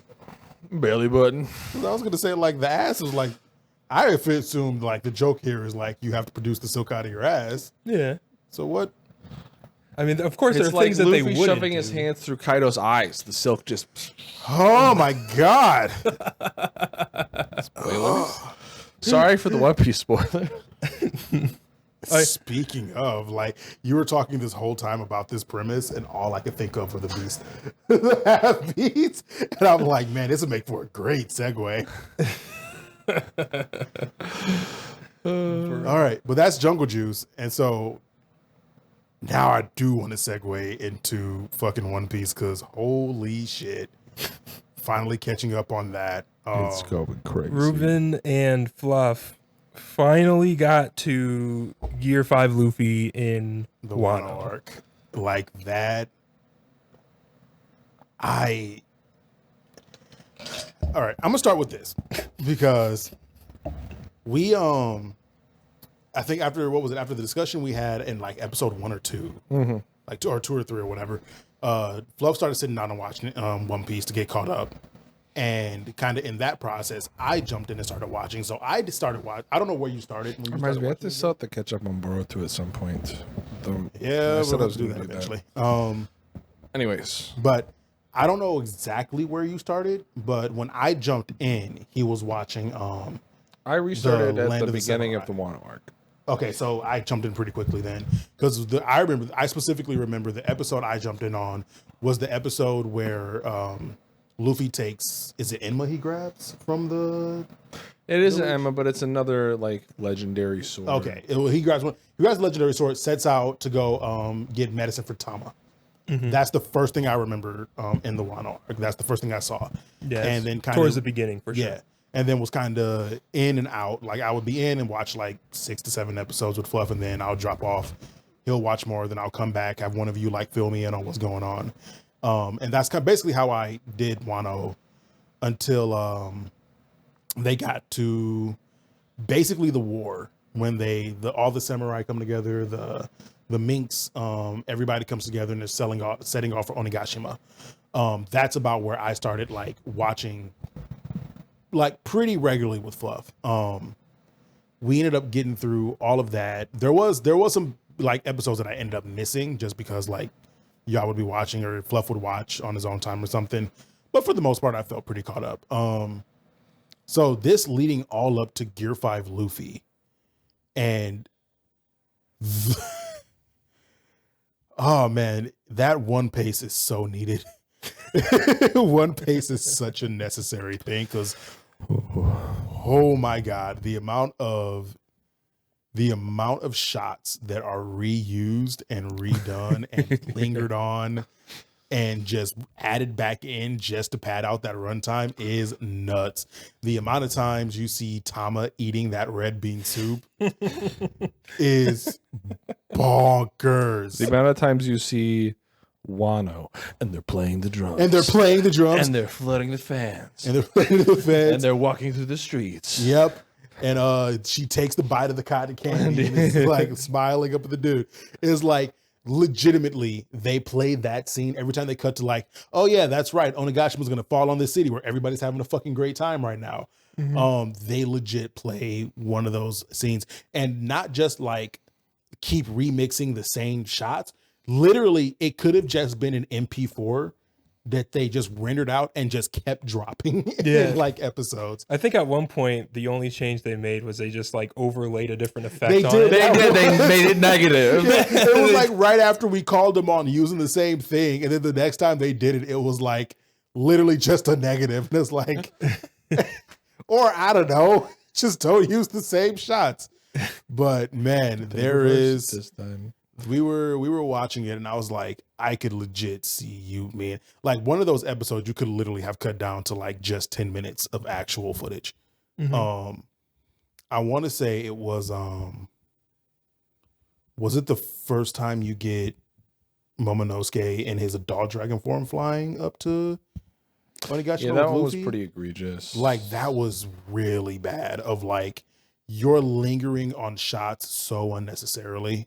And not even talking about the whole like Momonosuke being like a fucking coward thing. like literally just the compositional shots of like, do I need to like watch Luffy in Momonosuke's eyes for like, this is like the 15th time we've seen them for 5 straight seconds as you're flying to Onigashima? Is like, come on, man. Like what it's the kind of thing of like, I can understand the hype for One Piece, but that kind of thing is what keeps it from being great to me. Yeah, honestly, that's probably the reason why it's over 1,000 episodes, is because they keep padding it with stuff. If they didn't pad it, things would be a lot more condensed. Right. And I understand when the studio is basically wrestling with not outpacing the manga or not catching up to the manga too quickly usually. And it's like, okay, we have to break this stuff up somehow. But it seems like the problem is that One Piece as it goes, and I don't know the manga, I've never read the manga, but it seems like One Piece is such a fast-paced thing that they had no other way to pad out other than to like just keep rehashing the same shots and cuts and scenes all over again. Yeah, that's the crazy thing about One Piece, is that in the anime there really are no filler episodes. Like there's really no filler. There are special episodes that will recap what's happened in past episodes. And there are special episodes that are precursors for movies sometimes, but there really are no filler episodes where they're making up stuff. I was gonna say to pad whole entire holes. I was gonna say, for anyone listening, like if you ever hear anyone refer to a filler episode, filler in anime usually refers to story arcs, like whether they be episode arcs or full story arcs, that are usually completely non-canon to the manga. Basically, it's ways for anime studios to create more episodes without outpacing their mangas, which is usually the source. Like they don't want to outpace the source, so they'll make up something just to keep themselves from catching up too quickly to the manga. Yeah. Example of an anime that is like filler galore, Boruto. Half of that anime, probably more now, is filler. Very like possible. Anime only stuff that isn't even in the manga because they had to wait for the manga, so they just made episodes up like crazy. Naruto, the second half of Shippuden got really bad with filler too. You guys remember that time they made Naruto? The craziest example of this to me. Are you gonna talk? Oh my god! Talk about Fucking robot. That fucking robot Naruto. Dog, do you know how many times, like, when I first got to that, because mind you, it was in the middle of the fucking Ninja War arc. Like, I got to that episode and like just stopped watching for a while and had to try like 3 times to restart, because I would always start on that episode and go, why is there a fucking robot? Why is there a robot? Why is he in a robot suit? But eventually because I couldn't just skip it. I don't know why I wouldn't just skip the fucking episode, but well, because before you really understand about like filler and how it works with the studio, it's just another episode. It's just another fucking and it feels episode. just as significant as every other episode. And I'm just like, what the fuck's going on here? And they don't label it as like really a filler type. It's just It's not side story. Naruto is a robot. Imaginary. It's You got fucking that Naruto. oh yeah, you know those stakes you were caring about? Well, now there's a robot. Forget about all that shit. You know all these crazy emotional beats you were just watching in the fucking war? Here's talking ostriches and other fucking ninja animals. And even though I know there are ninja animals in this world, obviously there's the dogs and shit, the fucking ostrich is what really just kind of throws it for me a little bit. That's one thing that at least One Piece does, where they let you know, they're like, hey, this is what's coming up in the next episode. It's a special. And so the people, if you're watching live, like a live, episode drops and you're like, oh, what's happening next week? At least they tell you in the preview, like, oh, the next episode's essentially going to be, a special where we're recapping the last like 10 episodes. So the last 10 episodes have been crazy. And it's like, okay, well, at least we know that next week is just a recap episode. So we won't get too hype yet. Yeah. That's fair. And they if I title was it watching differently, too. live, like I don't think I would mind that much. Right. Like when I'm watching Critical Role week to week, There's You never don't care enough. about that. There's never enough. When- It doesn't matter what they feed me. At that point, I watch Critical Role. I watch all of their auxiliary content. I watch the shit where they talk about Critical Role. They have the Critical Role cast just talking. I just eat up whatever they can throw me, and so I don't think I would be that concerned. But when you're binging it and it is egregious. it's egregious. Yeah. Like, it is really bad. But I fully understand that point of It is apocryphal. Yeah, no. It's actually funny with those recap episodes because that essentially shows you how fast the show could go. yeah. Because that's like a 20-minute recap episode of the last like 3 or 4 hours of content. I was gonna say the funny thing is essentially. probably all they have to do is just cut out the fucking like extra shots and cuts and lingers and shit. Right. Like, oh my god, I would definitely recommend One Piece because the thing is when One Piece has some lows because of that, but when it's high, it's fucking high. It's so it's so action packed, Exactly. and just having a ton of fun with their cast of characters. And like the shit that they allow these characters to do and get up to, like the Wano arc, just having having Kid, Law, and Luffy on screen at any time together, some stupid cool shit's about to go down. Or some stupid shit's about to. It's gonna be stupid no matter what.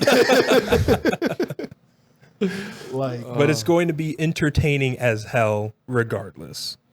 It's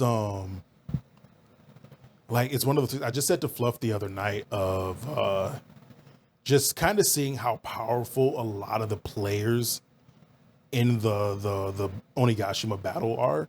Like seeing obviously Luffy, Kid, Law, Big Mom, Kaido himself, Yamato, Zoro, Sanji, and then like CP0 and how strong he is, and the other world government agents or whatever the fuck they are, and then like seeing what Kaido can do, seeing what they can do to these characters, what the lead performers can do to like the main cast of characters, and what it takes to take them down, and then like how quickly Kaido can just take out one of those guys, like has me legitimately terrified to find out about like the fucking elders. I was saying this to him. I was saying this to Fluff the other night because I was like, as much as because this was after we saw the reveal, after we got through like a pretty decent portion of the Gear 5 portion of the fights, and it was like, I don't care how much Oda's trying to break the mold and what he's doing with this. At the end of the day, this is still a shonen, and those were 5 old dudes. Them motherfuckers are the most powerful people in this story right now. Those 5 old dudes are the only 5 dudes that are directly under the one who rules the world secretly. Jesus. So those are the 5 henchmen of the most powerful. What's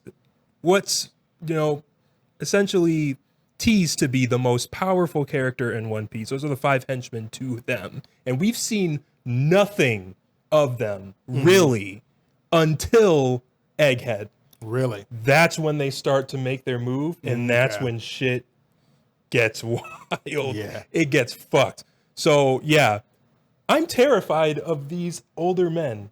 And we've seen Kaido, we've seen Big Mom. Right. Which, By by the way, they got nothing on these 5 dudes. I do not believe for a second Big Mom is dead. I don't think we've seen the last of her. There's no way. I don't think so. Just the way they set up all of that shot and her going out, it seems very likely she's going to be coming back. And it's going to be fucking crazy. I don't know in what capacity. I don't know if she's going to be swimming through the lava. Right? Very possible. Know. See, that's the question, because you would think that if anybody could survive that, it would be Kaido as the fire dragon like himself.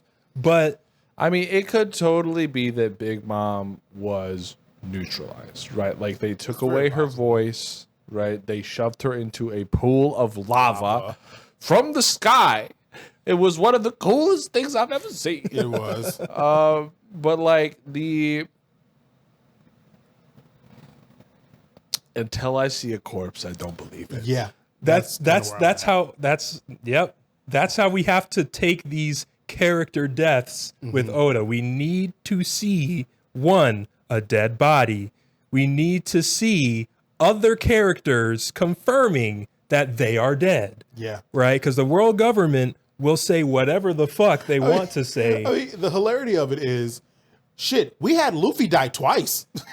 Like, they were just like, no, he's not. And like, immediately like, no, he's not dead. Like, Luffy's dead. No, he's not. Shit. Luffy's dead again. No, he's not. Like, shit.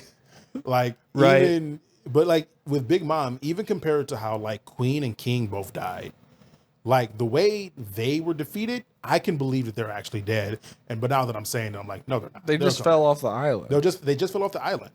There's no great reason as to why they would be dead. They would be probably knocked out more than anything. If anybody's dead out of those two, I would maybe think King, because Zoro cut the shit He did out cut of the him. shit out that motherfucker. I don't know if Queen would be. That was a very powerful kick. But if I'm comparing the hurt levels, powerful kick. Which is like, a willy hard. like Queen, I for sure, if same thing that you just said, if anyone's dead out of that trio, Queen is the one I can expect to be actually dead. But even then, I'm like, I won't be shocked if he pops up again. Because they never could. He kicked him out the side of the building, and that was pretty much it. And we saw the beating Queen took. Like, Queen faced off against a lot of people. yeah, And just was fine. Like, I'll tell you this: when I first met Queen was when during the prison arc, right? Yeah. I thought Queen would have been dealt with right there. I fully expected that to lead up to Luffy kicking Queen's ass, Yeah, that's what I was expecting too, not gonna lie. just to turn into it being like, I thought they were gonna deal with Big Mom there too. oh really? Yeah. Well, I didn't know a lot I about thought Big I Mom thought at the way the they were I thought the way they were gonna construct the arc was I thought that when I saw that I assumed that Big Mom was gonna show up. And Luffy's been doing all this fucking training, right? In the prison. Luffy's been getting swole. He's been getting strong enough to do all this shit without hockey. And then he started training his hockey and learning Ryuo. And he's learning Ryuo. And then Big Mom shows up. I was like, he's going to take her out. I was clap like, her he's cheeks. going to clap her cheeks. I was like, it's going to be a hard fight, but it's going to show that he is on par with an emperor. And is now prepared to go face Kaido, which is not what they did at all. Not at It's all. not what they did at all. So Luffy is so woefully underclassed for what he was getting into. It's really true. It's really fucking true. Even after everything he did, he was not ready. He is absolutely not ready for what was coming on. I mean, again, Kaido killed him at the Kaido end. did kill him, And That is then true. Gear 5 came in. That is true. That's Ricky the other thing. died. That's the other thing. I'm sitting here thinking that last punch that CP0 made him like grabbed his arm, kept him from throwing, where he was like, "This is fucking it. Iron body. If this fails, I'm done." Yeah. What would have happened if he hit Kaido? See, Because I don't think that would have been enough. no. I don't think so. I don't think so either. I think he would have died regardless. Yeah. I think Kaido was just way too much of a powerhouse for Luffy to take on, even then. And I think deep down, okay, no, this is Luffy. He always thinks he's going to win, actually. Right. Luffy is But something else. which we love that. We love that. love But that for but you, realistically, You little he was fucking going psychopath. to lose. He was going to lose. going to. I think the biggest emotional punch about that is the whole having it happen with Odin as well, of Kaido going, you like someone denies him the chance to know. And I can Yes. see why that would get fucking annoying. Like you deny him the opportunity to find out whether or not this person can actually stand up to him. Odin, they do played as Odin actually did stand a chance.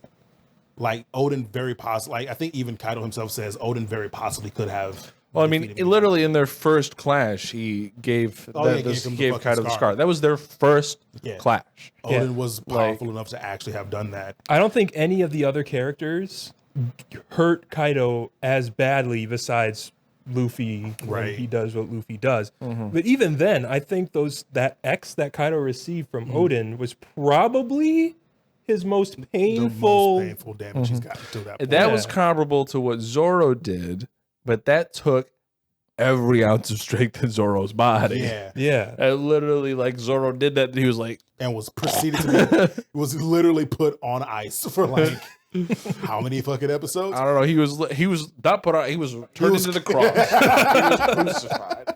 He was carried around like a sword from Bleach. Right? Like, Well, yeah, no, like definitely. I said Naruto. Luffy was not going to be able to do much of anything to Kaido. see, regardless if he's because really good. Luffy's defining characteristic is his tenacity, Yes. right? I could see a story where Luffy fails to defeat Kaido in this climactic battle, comes for his cheeks again, and comes for his cheeks again, and comes for his cheeks again, and eventually succeeds. I don't think he was going to defeat Kaido on Onigashima. Absolutely not. Because we very routinely see Luffy be like, I'm gonna fight that guy, Right? and then the guy's like, pink, and then Luffy's like, oh gosh, that didn't work out. We'll get him next time. Get him this time. And then Luffy's like, all right, now I'm gonna fight that guy, but harder. But that's the funny thing, though, right? Because that was the whole prison arc. Was I fought Kaido and couldn't even fucking basically couldn't touch him. Yeah. So I'm gonna learn how I to fought project Kaido my when he was haki. drunk off his ass and he was a sandbag. And I was allowed to just pop, pop, pop, pop, pop, wail on him. And all quite I wanted literally to. couldn't even get through his skin. And Kaido was just like, But yeah, so Luffy definitely dies in that moment regardless, which does make the whole CP0 doing his thing kind of pointless. I think at this point is the only reason they did it was to create a parallel between Odin, it feels like. well, I think it does a couple things, right? CP0, it sets up Gear 5 Yes. because we get the information from the thing. It creates the parallel with Odin. It creates narrative tension. Even if we examine it on past and we're like, yeah, you know, In the moment. you're like, this is it. He's coming for his cheeks. This is his best punch. And then somebody shows up and like, nope. like, yeah. I think it just shows how dangerous the government is, True. because they were able to actually get in the middle of that for a split second and change it so drastically. Even if the outcome would have been Luffy dies or, is unable They were able to fight. to ensure it. Right. They were able to make sure that Luffy gets downed at the end of it. But of course, I also don't believe that agent's dead, personally. you find out what happens after soon. Fair. But that did the exact opposite of what they wanted. They wanted Luffy to die, but actually they awakened the one thing that they wanted did to not prevent want to happen. They wanted to kill him to prevent Gear 5, except it turns out unlocking Gear 5 was contingent on Luffy dying, basically, which is very funny. Well, I mean, they talks about it with Law and Kid. They only awaken their fruits after being on death's door repeatedly, right? And so Luffy being, Luffy's heart was stopped at minimum. At minimum, yeah. Right. Luffy was dead. Luffy was dead for at least a couple minutes there. Right. I don't know what. Which, by the way, only in his body. Literally minutes. Well, I guess not minutes, but not very long after being almost dead before. Rapid succession of almost dying. Yeah. But I think we've played around it enough, and we have talked everything up to the moment. Fucking the moment Gear 5 pops off, though. Those drums of liberation go hard. Oh my god. And the remix of that song, I think it's Overtaken. I could be wrong. Is that what it's called? But the liberation remix of that popular hype song that they always play is so refreshing to hear. And I don't know. My favorite part of that whole thing is just the fucking animators, just the fucking handcuffs come off, and they're just like, and it goes, do whatever the fuck you guys want to now.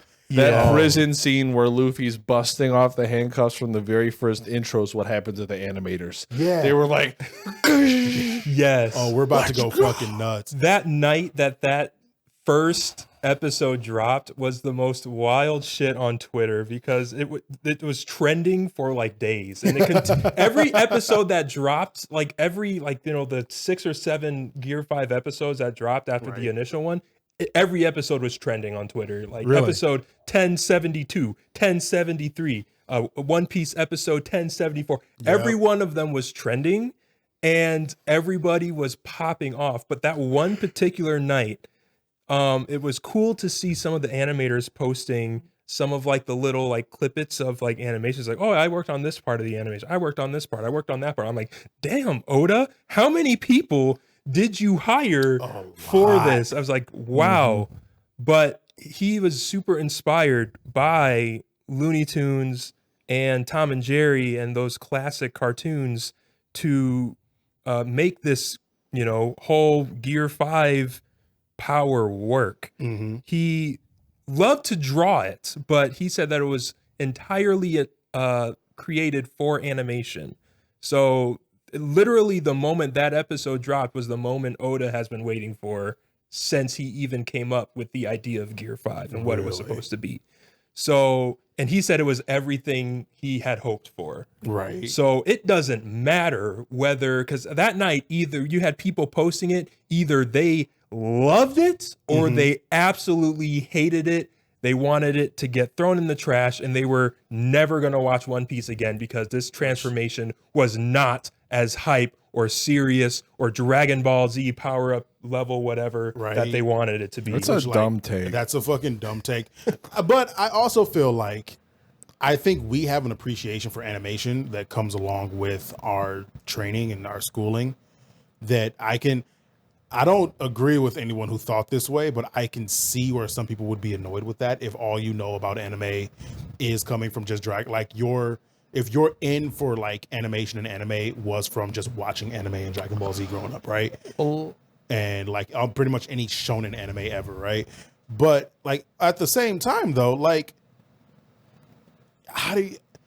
One Piece is a fucking wacky ass like show all like through and through. It's not like, I honestly think that a lot of that rejection is probably coming from people who don't fully, because, okay, I'm going to take like 3 steps back here.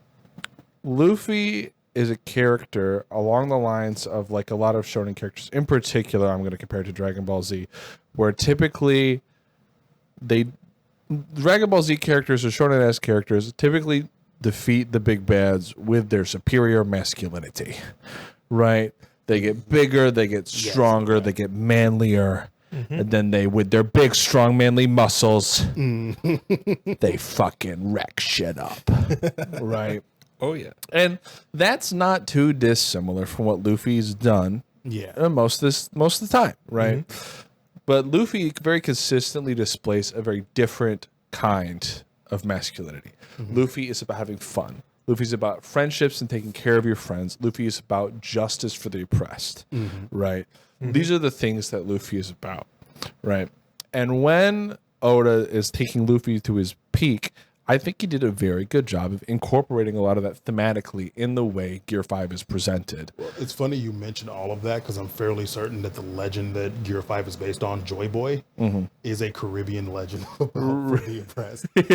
I'm not 100% certain. I remember reading an excerpt about Gear 5 before we ended up watching it because it had shown up all over my fucking feed. I mean, it's probably going to start invading your socials. It's going to start invading it even more, but I mean like, I'm talking like last year, back in like fucking August, September, I found out about Gear 5 Luffy. I'd known about Gear 5 Luffy since it dropped. That's when it dropped. Yeah. And I remember like an excerpt coming up about, it might have been on Quora actually. I think someone asked about like, what is Gear 5 Luffy? And so I'd have to do some research to give you a more concrete, if that's what it is. But I believe it is a Caribbean Joy Boy, or at least whatever Joy Boy is based off of, is a Caribbean. I wonder if the name Nika is a reference to that. The I think sun Nika really is the sun god. The sun god. Sun god. The imageries that they use is actually very reminiscent of symbols that I've seen in like some different houses and presentations that my aunt and uncle have had. But I don't know if how representative that is. Yeah, But, I've mentioned before, Oda takes very heavy inspiration. I mentioned from Looney Tunes and cartoons, but for his entire story, he takes heavy inspiration from culture of the actual world, history, other cultures that we don't either talk about too much or history books long lost have had. I don't know what kind of research, what this dude does. His office is wild. There's shit everywhere. They've like taken pictures of it. I don't know what kind of research books he's got, but he's incorporated almost every character that he focuses on.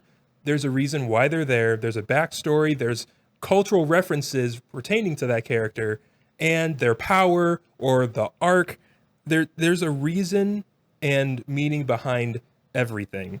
And just diving into it, there's just way too much to dive into and talk about in this episode of Kingz After Dark. Yeah. But there is a reason for almost everything he does. And this whole Joy Boy sun god story and all the 5 elders and all of these weapons that they're trying to find in the world, it's all linked. It's nuts. This story that he's been planning, people are starting to chip at it. And I think there are quite a few people who have pretty much figured out kind of what Oda's doing. Okay. And it's very interesting listening to all the lore and stuff behind the story.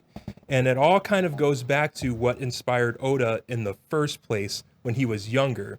And he can't tell us what it was that inspired him, because if everybody knows and he says it out loud, he could potentially get in trouble, kind of. Wait, okay, hold on. What? Trouble from his studios or from the government or from the Shadow Illuminati? What's going on? No, it's more of this movie, this anime movie that came out forever ago, back when Oda was like a kid, like before teenager. I forget the name of the story, but it's essentially, and if you watch it, it kind of plays out exactly like One Piece does, but in like a 2-hour time frame, right? The main character is a boy who represents this sun god, entity. He shows up pretty much just like Luffy shows up at the beginning of the movie. He meets these people and goes on this grand adventure. At one point, they're on a pirate ship. On another point, the ship changes into different forms, and they're going to different villages and saving people from whatever problems they have. And at the end of the movie, they essentially get to this island of gold, right? And that's where, after learning and finding these secret tomes of like, this is where you go, find this tome, you got to go to this place now, find this tome. All these tomes connect to this one middle center point, right? Like the poneglyphs connect to this one center point where they found this island of this city of gold. And in that city of gold, they find out what happened in the past.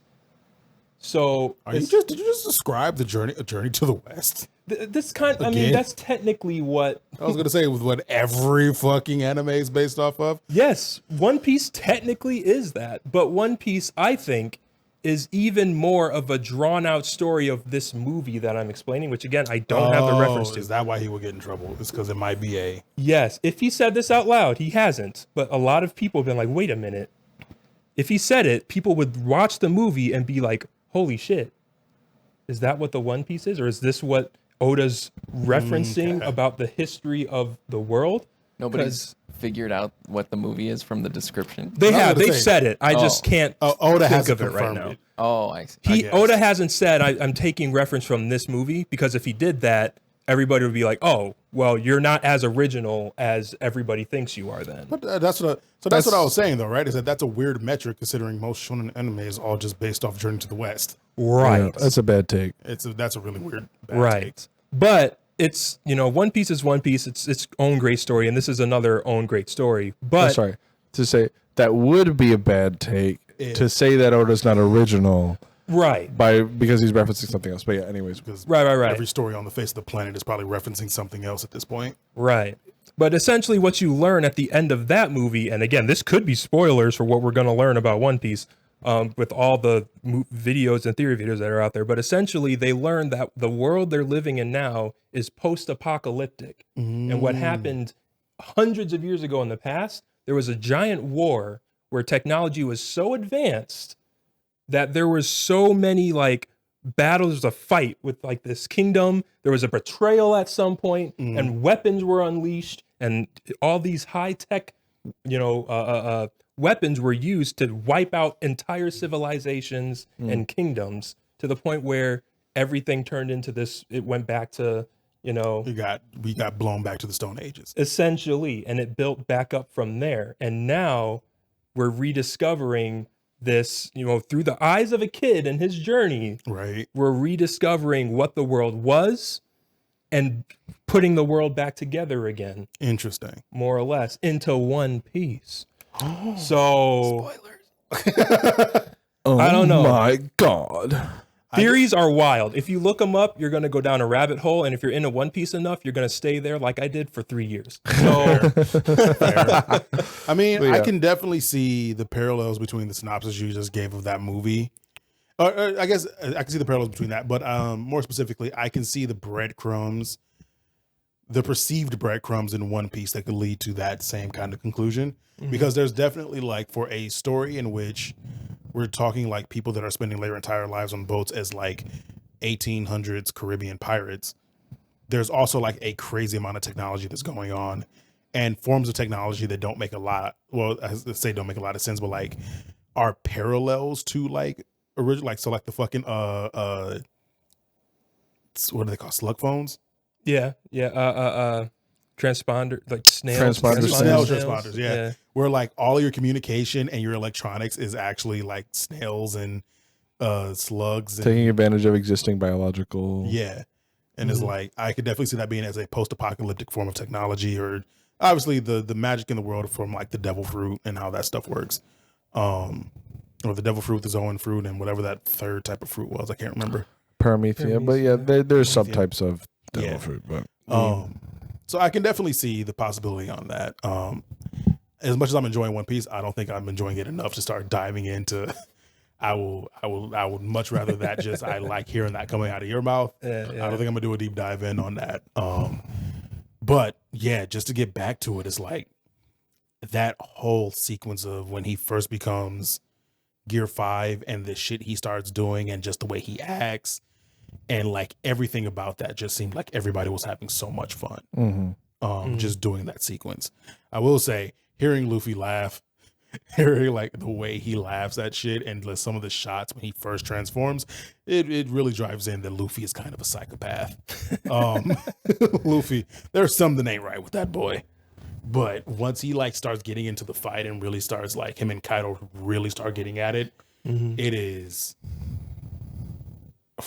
insane. I say a lot of things are insane, but that is insane is an understatement for watching. it's awe-inspiring. Yes. Awe-inspiring is a great way to call that.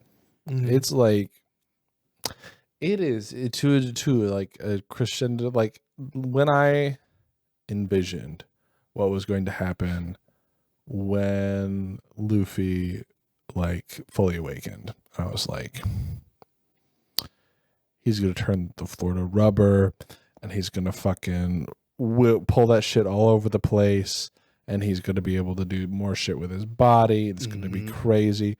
And they did everything I wanted and more. And I was there just like, yes. Yeah. Just like, I wanted that boy in a sea of rubber clapping cheeks all day long. And they gave that to me, and they also turned him into a fucking giant and had him like turn Kaido into a goddamn balloon and shove his eyes out of his fucking pupil. Fucking Christ. That goddamn scene of He used his fist to tickle the back of Kaido's brain and then send him into a pillar. Like, Turned him into It's Thor crazy. at some point, like literally grabbing lightning. Yeah, he Yes. just grabs lightning and just starts Using it as a fucking jump rope. as a jump rope and like as a springboard, and it's like As a Walks on spear. the clouds, like upside down, hangs from them, and yanks lightning from the clouds and disperses it and like breaks it into more lightning that shoots down. I was gonna say the fact that he gets Looney Tunes cartoon logic as a power is so fucking cool. Yeah. Like he quite literally gets the power of Acme, and like he can just do stupid shit to the world now. Yeah. That was His like, that Nika power is essentially and we're saying Nika, Nika. Nika. Yes. Ni with a K. Nika. Okay. Get that through. I don't even think Oda would be so bold as to say the a lot Nika of power. content creators, every time they say it for fun, they just bleep out. Just believe it. Nika. Nika. To be funny with it. But yeah, he has the power of creativity. Bleep both of those. You fucker. You fucker. I'm saying Nika, not Nika. Every time he says it, bleep it out. Every time we say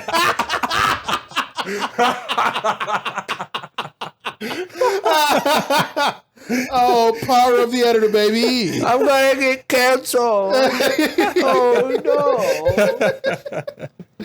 Oh man. but Yeah, every time he uses the power of Nika. yeah, that power is even though we know the true name of it right now, they still haven't totally told us what that means, what it means to have that Nika devil fruit power. That to have that power means that you are entirely free. Well, You have the power of unlimited creativity at your side if you are a creative person who uses that fruit. yeah, I was about to say, like, it definitely seems like I mean, there's 5 years worth of content left to go. The fact that he's achieved godhood, basically, I can't see there being a 6th gear Luffy, but I can definitely see there being like new tiers of 5th gear, like the way like there's like what 3 4th gear transformations he can do. I think Bounce Man, Pretty Snake Man, much. and Tank Man. Technically, that. technically 4. Tank Man's one of them, and then Bound Man, Snake Man. Shit, what's the other one? Said Tank Man. There are. Maybe I am thinking of Tank Man because there's one of them that he transforms into on Whole Cake Island one time. And that's the only time we've seen it. But that is one of Gear 4's transformations. I know what you're talking. I think it's Tank Man. Yeah. I think that because I was reading the wiki basically. Oh, okay. After we watched the I was going through the wiki and just kind of like reading up on the different stuff. Yeah, you're probably right. Yeah, Tank So I Man, think Bound Tank Man, was Snake seen Man. literally Speaking on of the transformations, Baby Geezer Chopper. best character ever. Best character I ever. love Baby Geezer Chopper, Baby man. Geezer Chopper. Can we get a Baby plush? Geezer Can we get a Chopper. Baby Geezer Chopper plush? Yes. Honestly, yeah, I know if they don't already have one, I know someone who makes customs. I might be interested. It takes him a while to get it to you, but hey, I'm sure he's gotten his.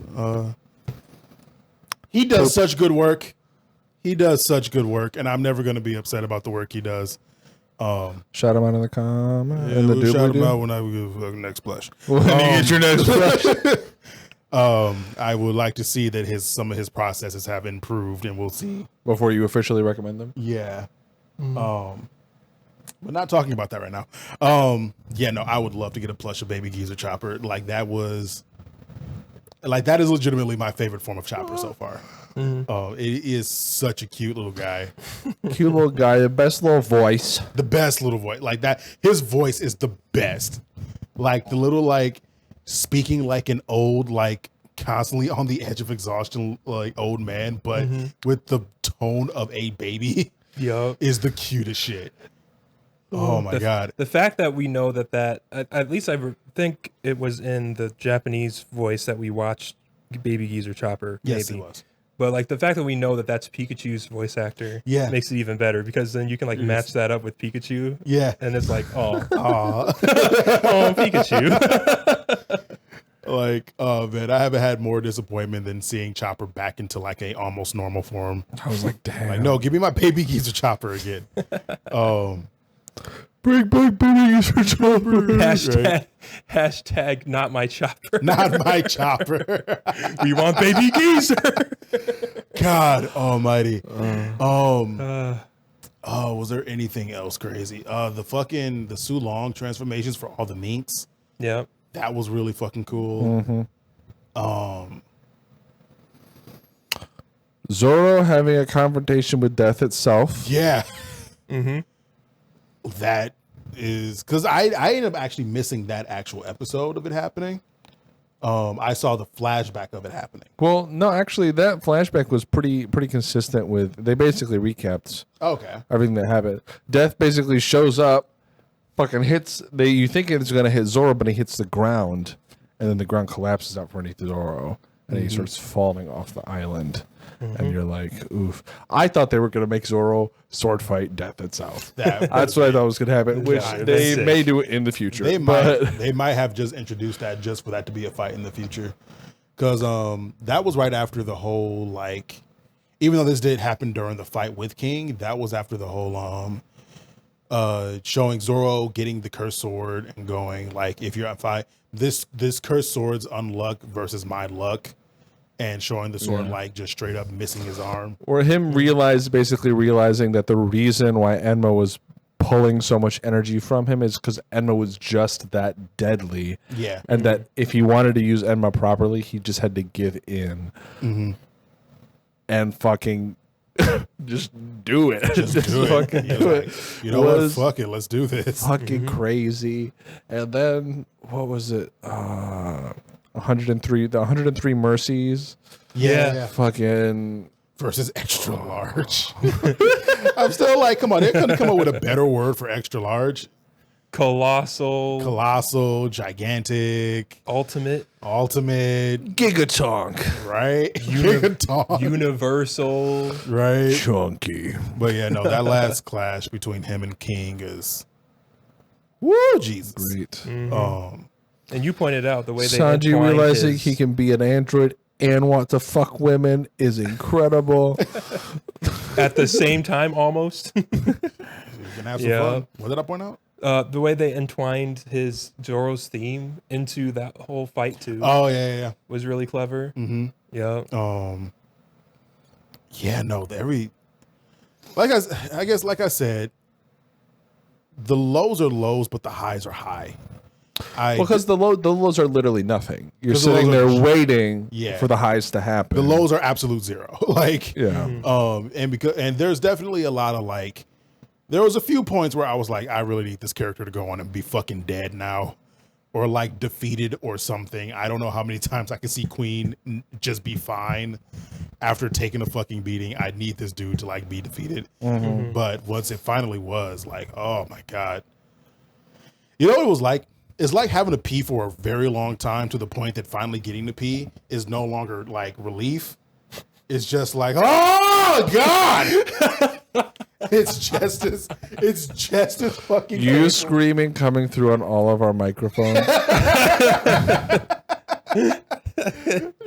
just destroy the audio down here. No, but it absolutely is that thing of like sometimes you can hold people on the edge of expectation for a little too long. And I'm not talking about edging. I am, but you could be. You are. I could be. I'm thinking about it now. Yeah, that's fair.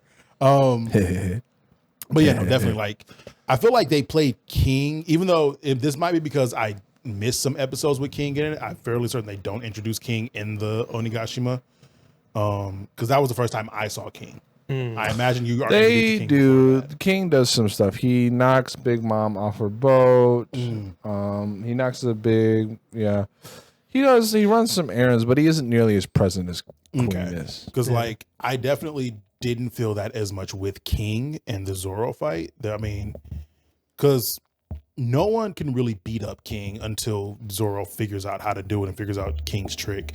Well, and even then, Zoro just cuts him hard enough that it doesn't matter anymore. Yeah, which is like, if it doesn't work, just cut him harder. Which is Zoro's basic conceit. He's like the Flash. The Flash has to run faster. Zoro has to cut more and harder. Fair enough. Queen was just like, he was taking beatings to a degree that every time you think that he's actually getting hit properly, he just stops caring about that and just becomes stronger than what it was. It was hitting a point of kind of annoying, but Zoom. I do very much like that song though. I actually really like that song. Because we were still watching the dubbed during like the party scene.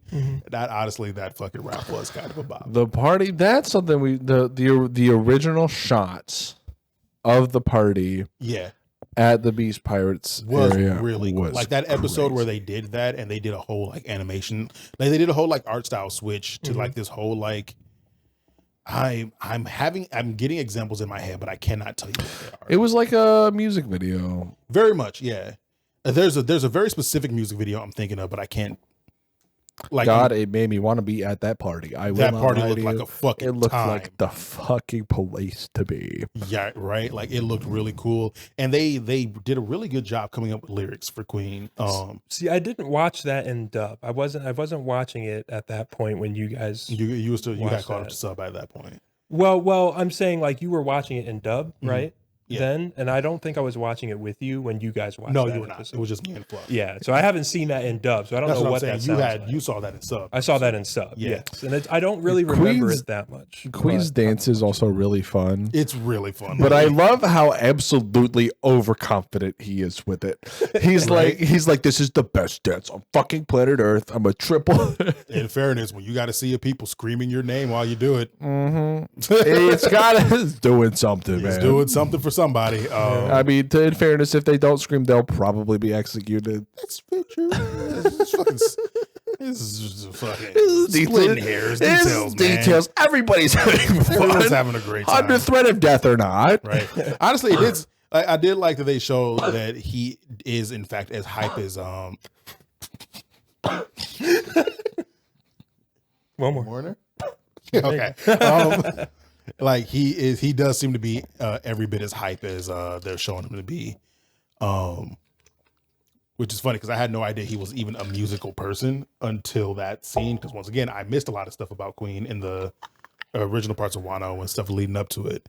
But yeah, no, it's funny because like now he's being called the lead performer, and now it makes me wonder if like King also used to get on stage with a mic, Yeah. and like do shit. Makes me wonder if their positions are also with the expectation of being able to Perform. I guess King could be a fire dancer. He could. Yeah, He's pretty fucking hot.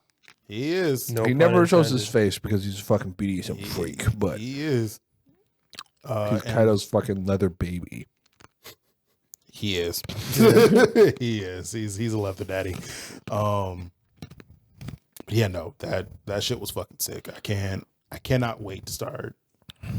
I say I can't wait. I can wait, but I'm excited to see The what conclusion. kind of goes on more because like at this point, basically seeing those 5 elders and knowing that there's still one more step above that, how Luffy hits these highs is going to be a fucking crazy journey to see. Yeah, and it's the fact that Gear 5 is here now.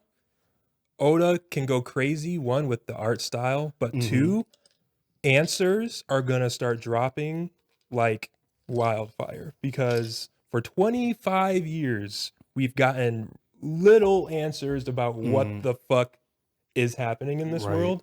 But the moment the Straw Hats reach Egghead, answers just start dropping. So we're not going to see anymore where it's like, okay, they're just arcs where nothing happens. We're really not learning anything new about the world, just what's happening in this like town or village or island that's Right. oppressing the people, right? And maybe when you get to that boss, you learn something, but like the moment they drop in the fact that Egghead is a thing is an answer. Like Okay.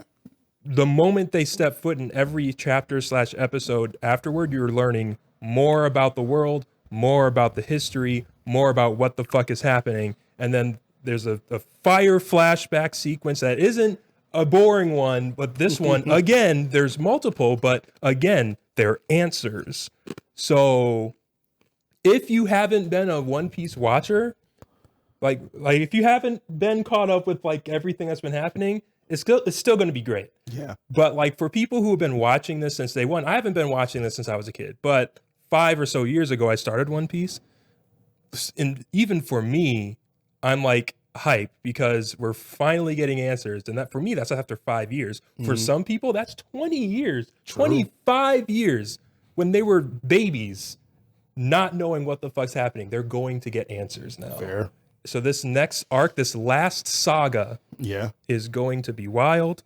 And so far, it's hit every expectation that the whole community has been hoping it would be.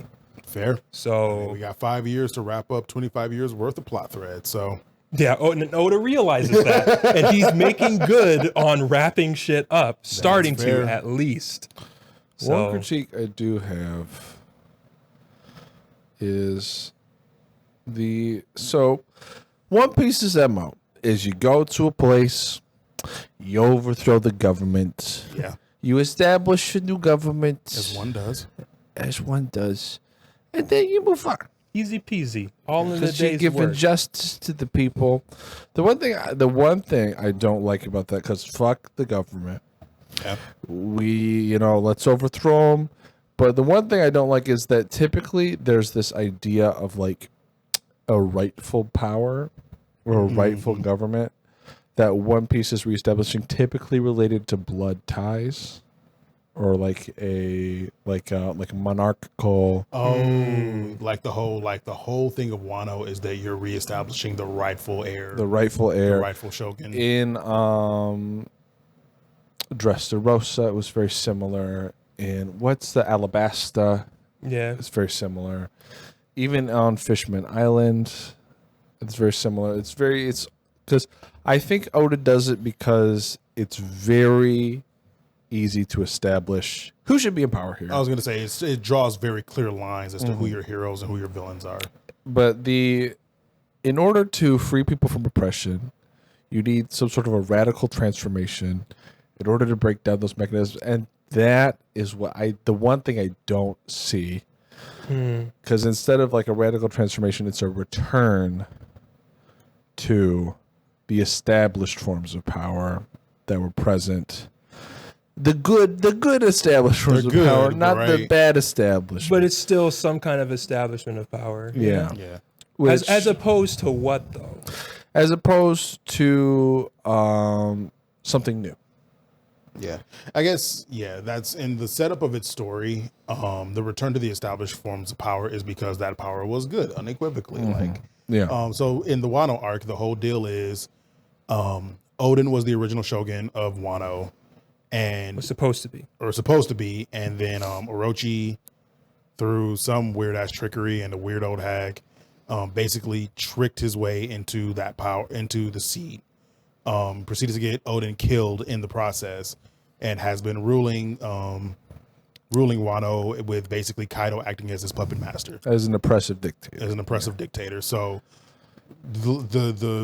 because this is not so, like, I think I see what you're saying, because in like a lot of stories, especially ones in the West, there's usually that more of that gradual move into the powers that be always seem to end up becoming corrupt at some point.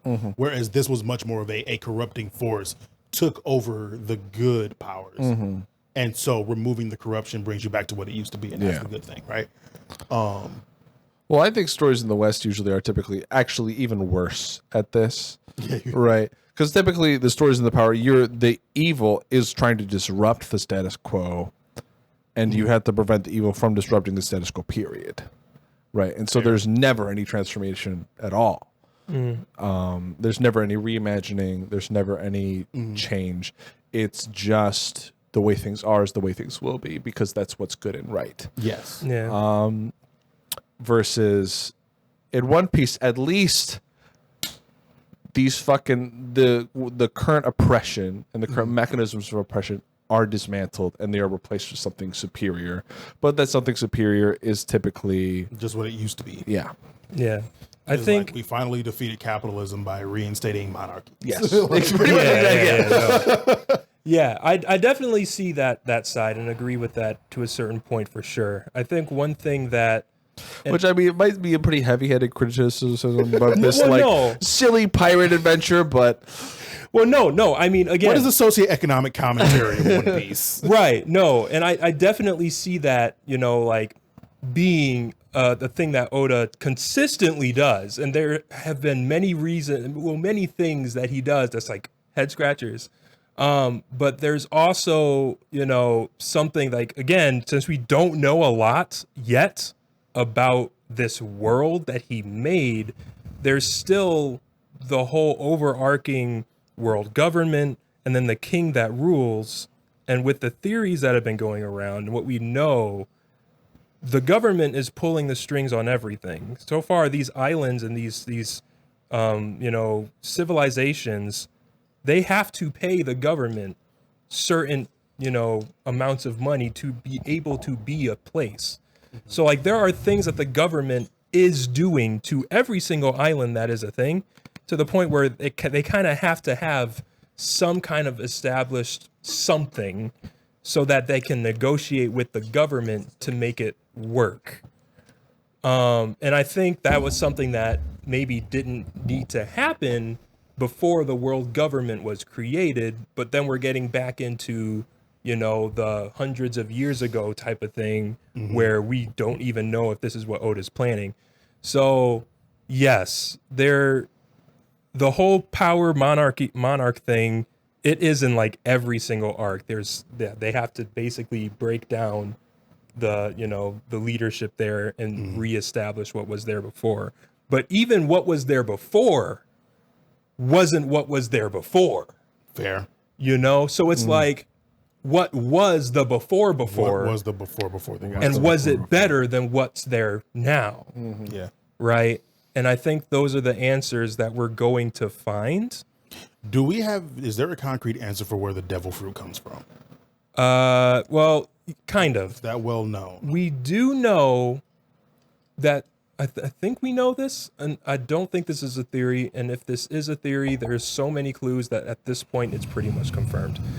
But there is a tree. There are many trees in One Piece, but there's the tree called the Eve tree, I think. Mm-hmm. But it's pretty much at the very top of Mary Joie, which is where the five elders live in Imu, the king or queen, whatever, of the world. Mm-hmm. And I don't know if they've said it comes from that, but there's so much evidence that points to the facts that they originally came from that tree, started at least, right? And then shit happened, it got distributed one way or another, and now everybody's just running around with these devil fruit powers. I think the ultimate thing is finally going to come up to is finding out the mystery behind all this. And like I said, this assumes that the current running theory actually holds true, that there is a mystery to where the world came from, or at least how this world got to where it is now. yeah. And I think part of that becomes answering what and you get to find out what the true deal behind the devil fruit is. Yeah, I see that, and personally, I really appreciate a lot narratives that cleverly and intelligently integrate the power structures and systems that they give their characters into the plot of the story, especially if they're using it to reinforce metaphor and theme. But at the same time, I also don't think you always have to do that. I think that sometimes devil fruit can be a devil fruit, but that's just me. With that. I just think in this story setup, when you have this long running of a story, that's pretty much how it goes. But it's fucking 2 a.m. We could go a while getting down to the theory crafting of it. One Piece Gear 5 Luffy was the shit, and I can't wait for us to catch up fully to it so that we can start enjoying this on a week by week basis. And I think that's going to be a lot of fun to be able to enjoy it that way. Yeah. Shit's going to get wild. I'm so definitely excited. get wild. I'm so excited. I'm mad I slept on it for so long, but I'm glad I'm getting into it now. I'm getting it figured out now. But it's late. The camera's about to fucking shut off. If we don't end this episode now, it's going to be really weird trying to end it later. This is gonna be like a 3-hour episode. Close. I'm fairly certain we're at like 2 hours and 40 minutes, but we'll see. I hope people really like us talking. I hope so. Yeah, but that'll do it for episode 8. We will see you guys next week. You're gonna be fucking hyped to talk about some really new shit, like some new shit, because I really want to sit down and watch Undead, Unalive, and Unluck, yeah. Undead, Unluck, and solo leveling. And solo leveling. I have to It's be gonna be fucking Boruto shit. still. All right, so we'll see y'all next week. Don't forget to follow us on our socials. Like, Follow comment, us and everywhere. subscribe. Yes, please. We love you. Stay game. Bye. Adios. Goodbye, possibly for the last time. Bruh.